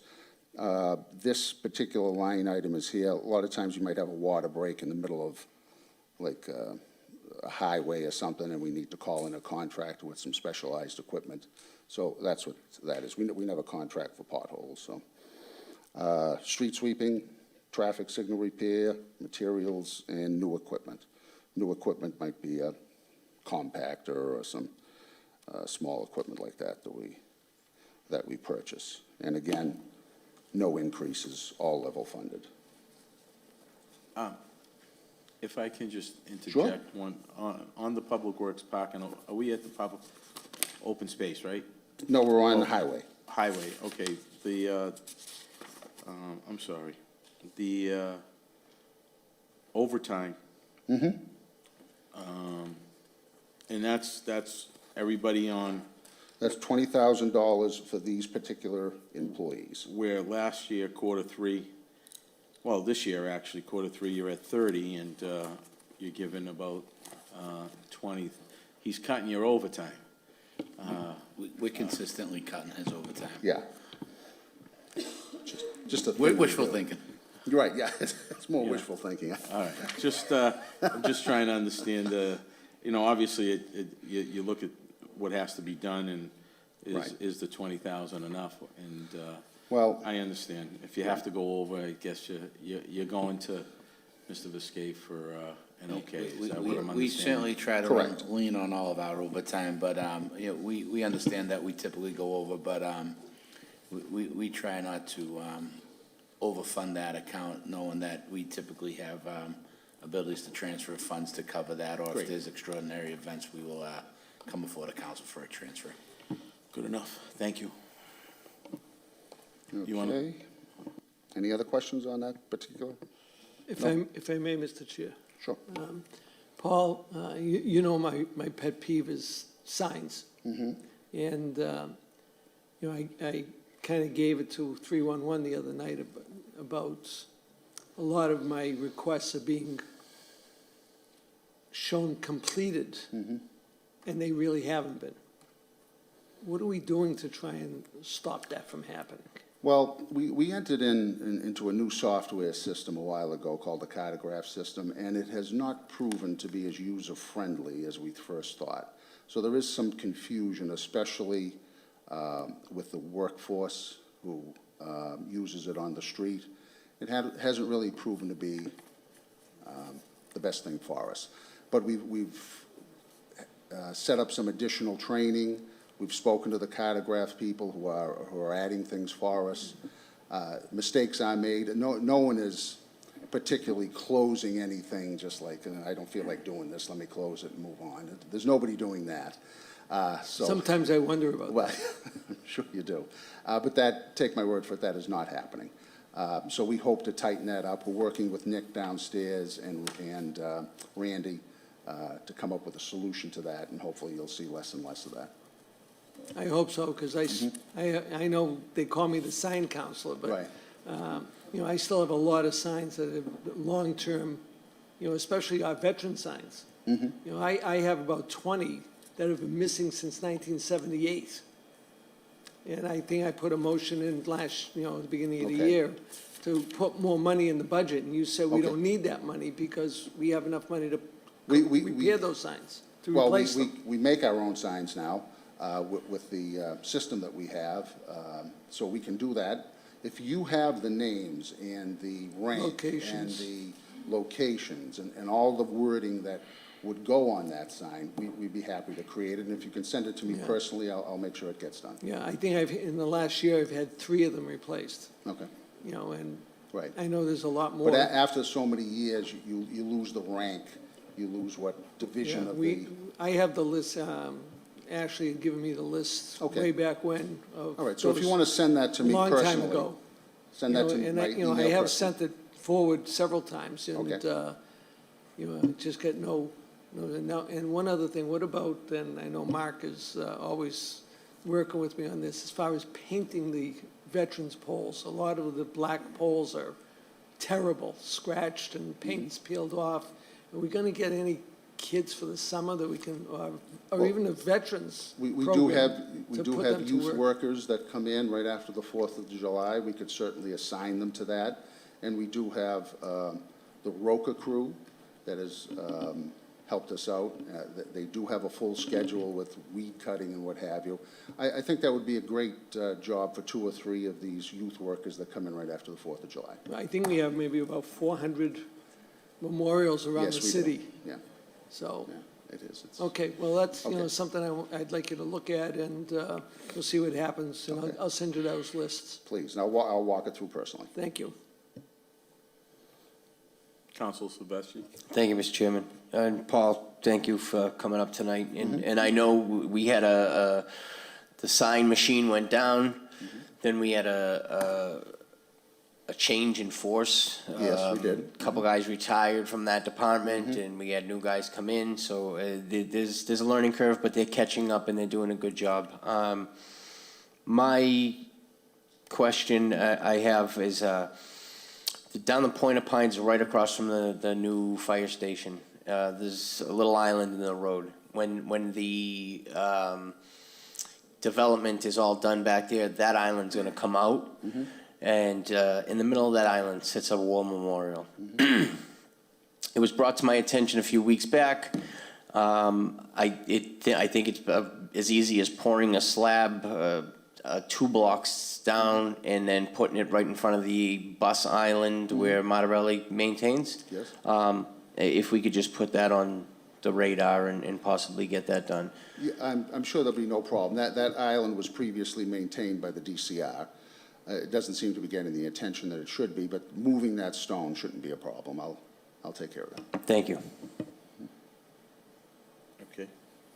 Council Maravito? How's it feel? How's it feel? Your last budget presentation. Oh, that's true. Well, maybe. I mean, Congratulations. That's fine. Is he going somewhere? Yeah, he's retiring. Yeah. Oh, He doesn't know that yet. Yeah. Are there any conversations about bringing composting to the city?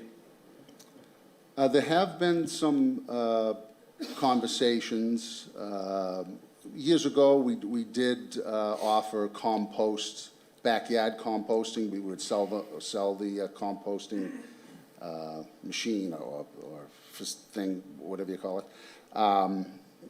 As far as a facility or a place to do it, it takes a good-sized space to do that. So, yes, we are interested in doing that as long as we find a location, someplace out of the way. I mean, there is a smell to it once you start doing it, so it wouldn't be in a residential area, and as Ira said, could be a rodent problem. So we have looked into that in the past. So it's a good idea. A lot of cities and towns do that. Yeah, I know it's an enclosed area when they do the composting, so it's, it actually, and they do the baiting, so it actually deters the rats, and I know it's, it's within its confinement, so it's hard to get to. But no, I was just intrigued by that idea. It's a great idea. If we would find the proper spot and facility, we would love to do it. It's probably very expensive, too. Council Cogliandro. Thank you, Mr. Chairman. Paul, you're the best. And I don't know, again, I don't know how else to say you saved my life multiple times on so many issues, especially lately with trees. Right. So thank you so much. Question, somebody at Parks and Rec brought up something about the green turf we use for parks, and they're containing forever chemicals. I'm just curious if there's any plans to move away from that. They have things like metal, they're made up of ground tire, they emit methane. So are there any plans to get away from that and move to something else, or just curious? At this point, I don't think so. There's a lot of controversy over that. I know, in fact, the Penn State University did a lot of work on that and analysis, and there's two different points of view. Some people say it is toxic. Others, some studies show that it isn't. The turf has crushed rubber in it. Right now, we have two fields, the stadium and the one behind the high school. One behind the high school may be going soon for a high school. So we'll certainly look into that, and as the studies come out, we'll certainly do what's safe, or try to do what's safe. But like I said, there's differing points of view on that. I ask also because I know Boston banned the use of it, so just curious. I know we don't follow everything everyone else does. So that's something we could bring up with Michael Hinojosa, because he was working on a new field behind the high school. Obviously, that's on hold, but we can certainly discuss that further. Thank you very much. You're welcome. Council Zambudo. Thank you, Mr. Chairman. Well, Paul, what is it, 43 years? You've Yes, been it is. the director. Well, I've been a counselor, I think, 25, and I don't know anybody more responsive to the needs of the citizens. Never did I not get something done that somebody requested when I called you. Well, thank you very much. That's, I'm not, you know me, I don't make up stuff, so what I say is always the truth. And I'm going to miss you in that position. And I'll leave it at that, because I'll get swatted down if I say anything else. But anyways, I basically just want to thank you for all those years of service and complete professional service too. And I know there were a lot of times you did not get recognized for all that hard work. So the good part about coming near retirement is people start to recognize all you did, because they're afraid of how they're going to replace you. And that's one of my fears. So thank you for your service. I Thank you very much. Council McKenna. Thank you, Mr. Chairman. Paul, I just want to say thank you for everything that you do for Ward 1. I call you every single day, and you answer every single day, and we get stuff done, so thank you. People don't understand the work that goes behind the scenes, you know? They think we're just here for council meetings, but the work that goes behind the scenes with different departments is just unbelievable. So I just want to thank you. You'll be missed. But I hopefully I can call you when you're, you know, a counselor, and you can, you know, go to the people that are working in the city. So thank you. Thank you very much. Okay. Any more, you continuing on, is there anything Yeah, else? oh, yeah, there's Oh, a lot more. welcome. All right, keep going. They gave you the I know. accolades too early. I mean, as far as I'm concerned, how can anybody beat you up right now? Right. So, moving on to parks and open space. We have 4 employees, level funded, haven't increased any employees there. Looking at the line items, those have all been level funded, no increases. We're working well within our budget, spraying and planting, tree removal, contracted services. The contracted services, the Roca crew, field maintenance, those are the landscape contracts for various athletic fields, tools, police details when we have to go out doing tree work and we have to hire some details, and capital maintenance and repair.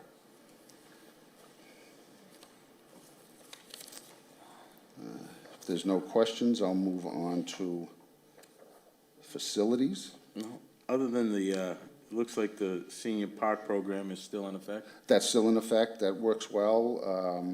We kind of lost it during COVID. We did, yeah. We brought it back. Haven't funded it as much as previous, but it's definitely working. And having a senior at these parks Monday through Friday certainly makes the parks a much better place to go to, and they do a great job with that. How many seniors do you hire under that program? Right now, I believe we have 10. Okay. Yeah. Thank you. Okay. Now, in the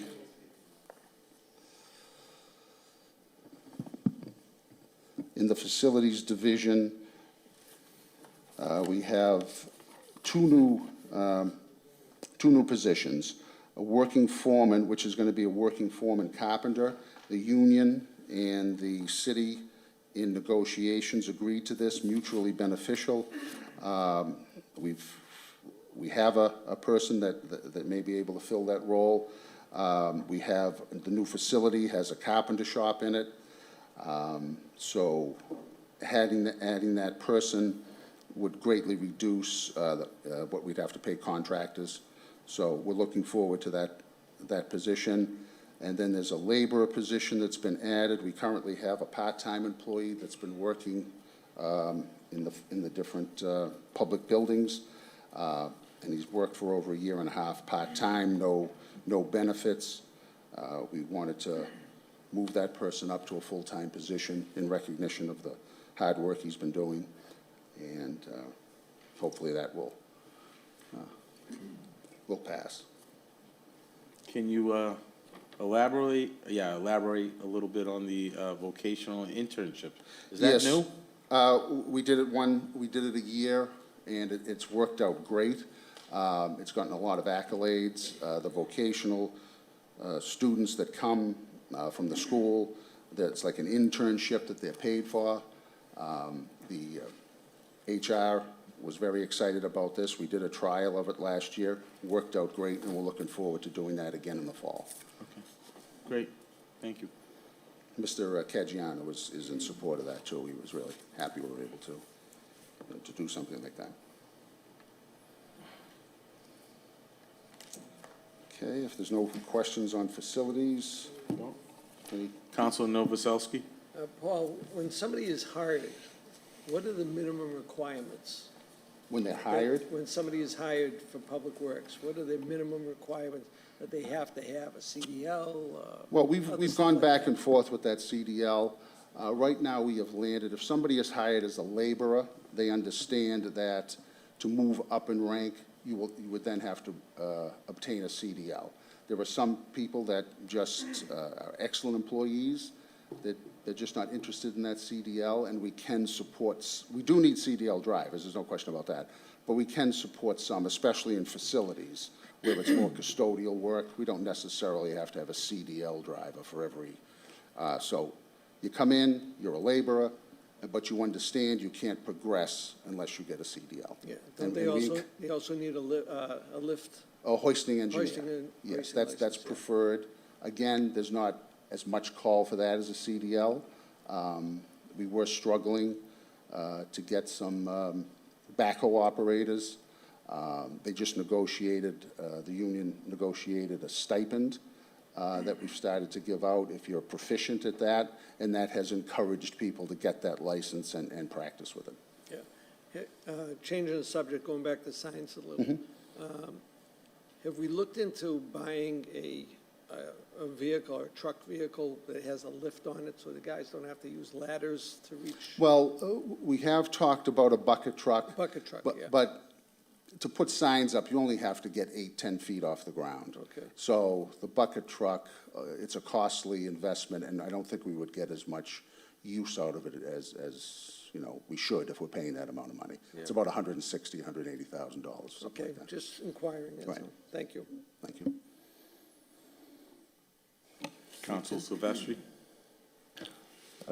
Thank you. Paul, when he mentioned the CDLs, he sparked a question in my mind, and I know we spoke a few weeks back about purchasing another Vector machine. Do we have anyone in the workforce that is their specialty is operating a Vector, or is there several, or? Well, that's the water sewer side. They have several people that are proficient at that, and you need a CDL with a tanker license. And several of the employees do, and we're encouraging more to get that particular license. And there's also a stipend built in, so that encourages them to do that. Thank you. Okay. Now we have the Solid Waste Enterprise Fund, trash recycling. That is section, That's quite a I think that's section 4. Roman Enterprise. numeral 4-10. Yep. 4-4 yeah.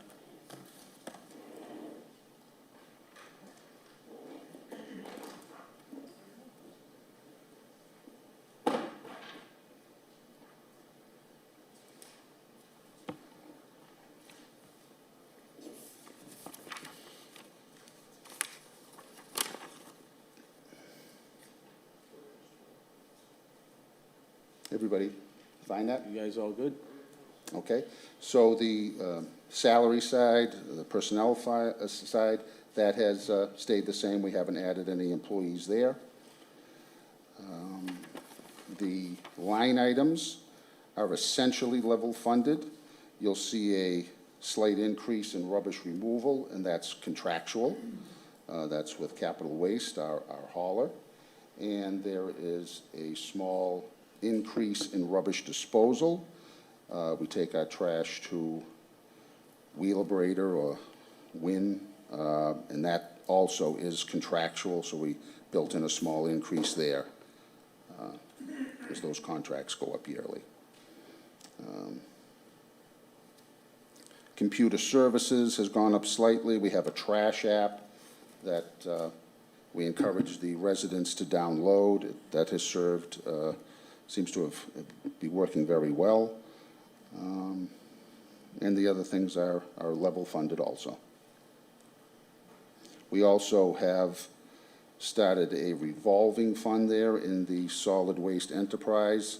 Our barrels that we distribute, as people purchase additional barrels, that money goes into that fund, and then we were able to then order new ones. So that's hopefully will be self-sustaining, that revolving fund. I don't know that that's here.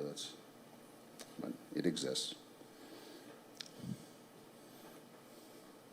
Just Any, recycling, a few years back, we were at a critical stage where we're paying $150 a ton to get rid of it. That has relaxed a little bit.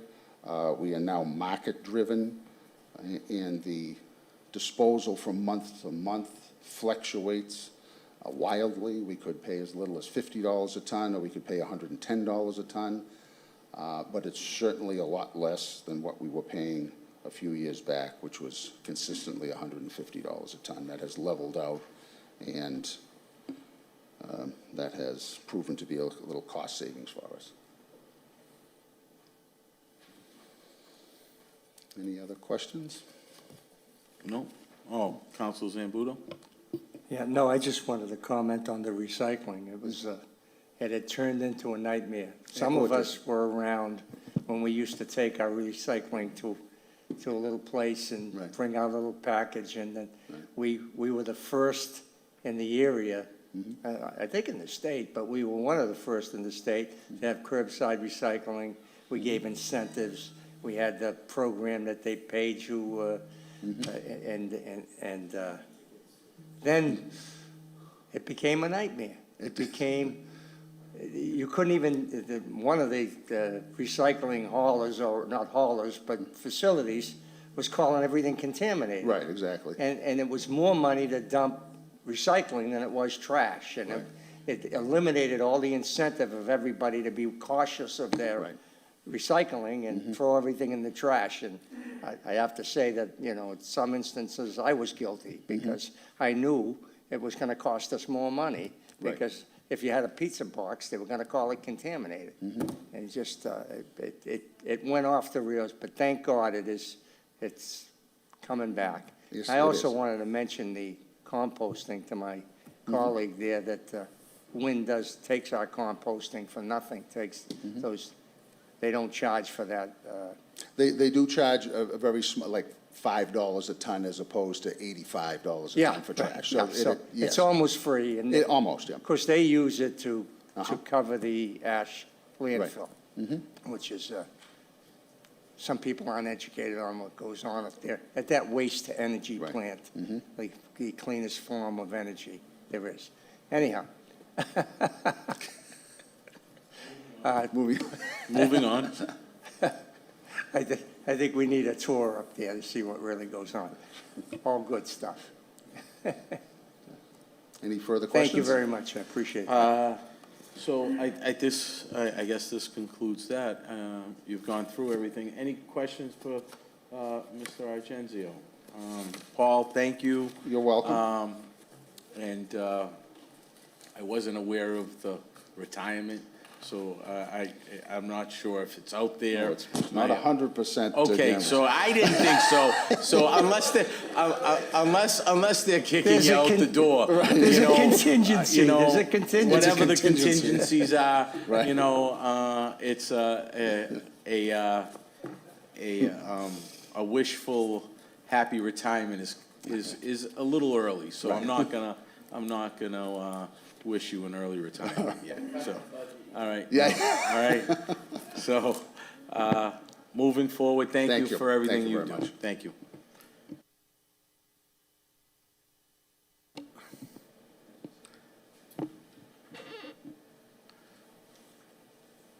All right, and now we can go with the water Mr. and Chairman, sewer. Yes. just, I believe we spoke earlier about this, but Mr. Charamella, Don, was not able to make the meeting tonight, so Chris is here to speak on behalf of operation-type questions in the proposed budget, and I'm happy to answer any financial questions with regard to staffing or expenses. Sure. Great. Welcome, Chris. How you doing, guys? All right, so I'd just like to start by listing some of the 2023 accomplishments. I broke it down to water, sewer, and drainage. So to start off, I know the large question that came up previously was the hydrant maintenance program. So I'd like just to update you guys on what's going on with that currently. So currently, we're at a total of 526 hydrants inspected in the city, and there are 349 left for this year. To date, we've replaced 8,400 feet of water main, along with also replacing 29 hydrants, 20 more are going out to bid, which will be awarded this fiscal year, and 47 have already been rebuilt, which will bring us to 96 hydrants total, either replaced or rebuilt.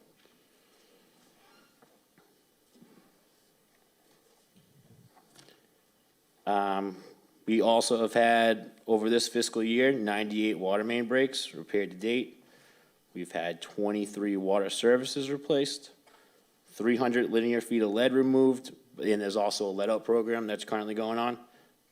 To date, they've pulled 14 lead services currently. Moving on, we've got drainage. The Point of Pines drainage station has gone a complete rehaul. We've got new electrical services, new generator, and pump 2 is actually being serviced at this moment. It's removed from the station. We have Griswold Park, pump station has been installed to help out with the flooding down at Griswold Park, because that field's only usable half the season due to rain, unfortunately. The Sherman Street, that has all new drainage installed this year. Milano Sewer and drainage pump stations have all new electrical components. Then we also have drainage repairs on Mill Street, Hillside Ave, Walnut Ave, Shirley Ave drainage repairs. And we have 30-plus catch basins rebuilt to date. Town Line Brook tie gates have been repaired, along as dredging along the trash racks, making the gates more operable. Then moving on to sewer, we have the Pine Sewer Station control upgrades, which we've now, using a software program, been able to use the VFDs to communicate with the level of the wet well, greatly reducing the stops and starts of that station. It was at like 130 starts and stops per pump. Now it's at about 60, prolonging the life of that station hugely. We have 7 sewer station pumps have been completely rebuilt this year. And we've also started a SSO notification program for all the residents in Revere. It's a sanitary sewer overflow notification, which you guys can sign up on the website. And residents can be notified so they can be aware of any sewerage that could possibly be in the area. Which we have probably not had to use yet for any dry weather events. Goals for next fiscal year. I'd like to continue replacing the water mains at the rate we currently are. Creating a more reliable water distribution system. This currently, projects we're starting off would be Library Sewell Street Project, Howard Rand, North Shore Road. I'd also like to add a new antenna for the water meters in the city. Currently, this city of this size has one antenna, which is kind of crazy. It produces a lot of estimated reads, which creates confusion for all the residents out there. So I'd like to install one more antenna. And I'd like to bring the water sewer drainage department up to a full complement, giving us more of an ability to focus on each individual utilities all at the same time. So we're not jumping from utility to utility. That's all I got for you guys. Council McKenna. Thank you, Mr. Chairman. Chris, could you just tell me when Mill Street is going to be done with the water pipes? Because it's a mess, and I'm trying to get it paved. Hillside Ave? No, Mill. Mill. Mill Street is in Library Sewell, that project, as an add-on, so I do not know if it's going to make it into this fiscal budget or not. Okay. I'm It's really, it's in terrible shape. The A lot street of itself, people- yeah, I agree. A lot of people cut through there from Vinyl. Yeah. And I've been trying to get it paved, and the city will not pave it until the work is done. It's in the library school project. Okay, and do you know when that is going to be? That will be Timeline? the beginning, once July 1st comes around, the money becomes available, that project will go right out to bid. This July 1st? Yes. Okay, thank you so much. Yep. Council Zambudo? Just a quick question, outside the budget, actually. Did we have a water break near High Street last night? High Street. High? Oh, no, they HIGH? were flushing. Oh, okay. Yeah, I went up, actually, I was there today talking to Jay Batista and them. Oh, yeah, Jay, good. Oh, Jay got you, good. We Okay. found a lead service in his house that we're gonna remove for him too. Oh, good. So, I hear that there's, oh, my God. I hear that there's gonna be some water work done on that hill that's gonna improve the, water pressure someday. Yeah, his problem, I think, is kind of separate from that. You think? Yeah, he has a volume issue himself. We got no pressure on that street. I know, you guys, that pipe's So, from, I got a call last we night. changed out that hydrant at the corner when I first arrived, probably about 6 years ago, 7 I years got a ago. call last night. Did you shut the water off? Yeah, as No, soon as I they. didn't shut the water off. As soon as they open those Somebody did. hydrants, the pressure just dies right out. Good. It's an elevated area, that Well, that's pipe's because from, there's no pressure on the hill anyway. Once you, it's a flush 6-inch it. line from, the hydrant that we replaced at the corner was from 1898. So I can only assume the water main's older than that. yeah. Yeah, It's on our radar. I don't want to talk about personal stuff, but thank you for the Of course. information. Council Silvestri? Thank you, Mr. Chairman. Chris, you're doing a great job, man. Keep it up. Just a quick question. You did mention that one of your goals were to have a full component of men and women down there. So Yeah. what would you say that number is? Well, in the budget, there's 4 positions currently. When I started here, there was about 14 of us down there. So, I mean, I'd like to fill the budget to start. Just to clarify, right now, there's 4 vacant positions at the Water and Sewer Department, so I believe the idea would be to have those positions filled so they have the full complement. Even though we're listing 21.5 FTEs there are 4 vacant positions at this very moment. Okay, thank you. Councilor Novoselsky? Thank you, Mr. Chairman. I am so pleased, with your department. I said, when those guys go out there in any weather, I've seen them there, I've been over the hole looking down on it. They even yell at me to wear a hard hat and a Yeah. yellow vest.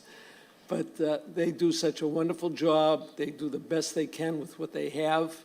And I know that, safety is a major issue with them. And I agree with that.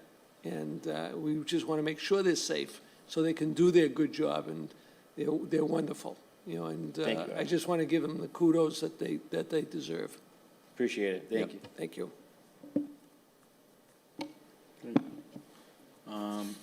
Any other questions from the committee? Great. Hearing and seeing none. Chris, thank you for coming out in place of your dad. I appreciate it. Hope he's doing well. And keep up the good Will work. do. Thank you. Thank you, guys.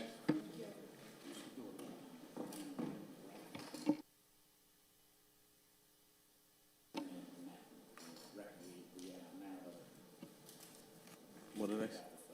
Oh, okay. Okay, you want to go over? Yeah, we skipped over one department. What's that, the reach, 911, yes. If you can answer any questions. What page?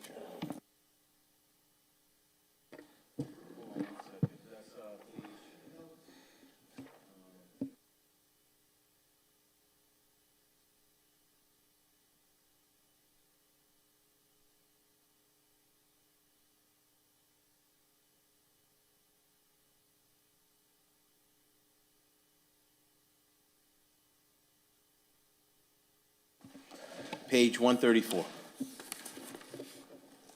Thank you, Council. 133, 134. Good evening. Just a quick note, we skipped over that right after the fire department if we were going in order, so just wanted to give the council a brief explanation on the assessment from the Metro North Regional Emergency Communication Center, which we refer to as the REC, or your 9/11 operations. As most of you know, we are in a joint agreement with the town of Winthrop to provide 9/11 service for both the town of Winthrop and the city of Revere. It is run by an independent board, of which there are 7 members, 3 from the city of Revere and 3 from the town of Winthrop, and the 7th member is an appointment of the city or the town on each opposite year. So the budget you see before you is basically the assessment for our apportionment of that service. We are about 78% of the assessment. We have been pretty efficient with that budget over the years, and we've been lucky enough to get a lot of grant dollars, so there is a very modest increase to that budget. But I do sit on that board, and I'm happy to answer any questions with regard to the assessment and any other questions on 9/11, so thank you. Thank you, Mr. Viskey. Council Zambudo? Thank you, Mr. Chairman. So, Rich, I guess the question is, how is this working out? Well, I wasn't here for the initial opening, and I guess there was some rough beginnings there, but I believe that we are doing quite well now. We have, well, that thunder's rocking.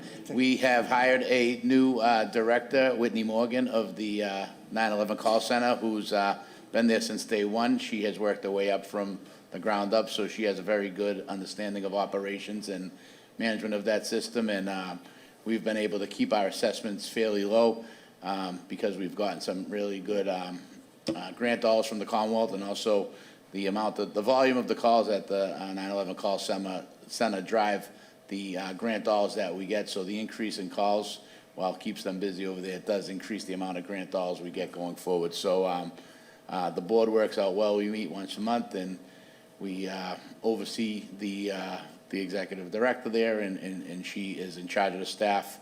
We have recently negotiated a new contract with them, not only for up to and including fiscal year '24, but then we added on 2 more years for fiscal year '25 and '26. So we have a labor agreement with them through fiscal year '26, which is going to provide some good, stable forecasting for that department. Right. I know they are seeking 9/11 call takers over there, and the contract that was settled has raised the price of those call takers to the extent that we hope to get some of the vacancies filled. So one of the hardest parts of that job is getting good, reliable call takers there. It's a 24/7 operation, and it's fairly busy. So if anyone's listening out there, I know there are job opportunities over there, but I believe, to answer your question, that it's working out quite well for right now.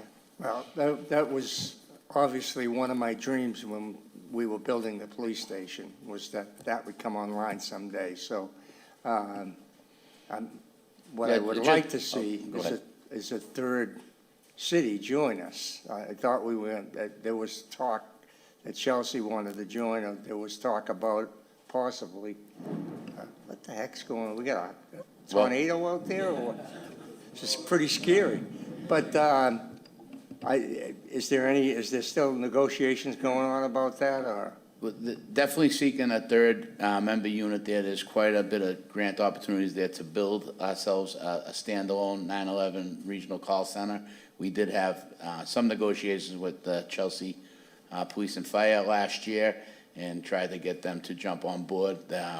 They do have very strong unions over there and very strong opinions, and it did not work out that they would join us. But I know that the director is actively seeking a third party, and like I said, there's quite a bit of dollars out there for the construction of a brand new 9/11 call center. So it's certainly in the progress of trying to get an additional city or town and get a new facility for that, but that may be a little bit more of a long-term goal. Well, I'm glad to hear that it's working out well finally. There were some bumps in the road in the beginning of it, but that's good news. Thank you. You're welcome.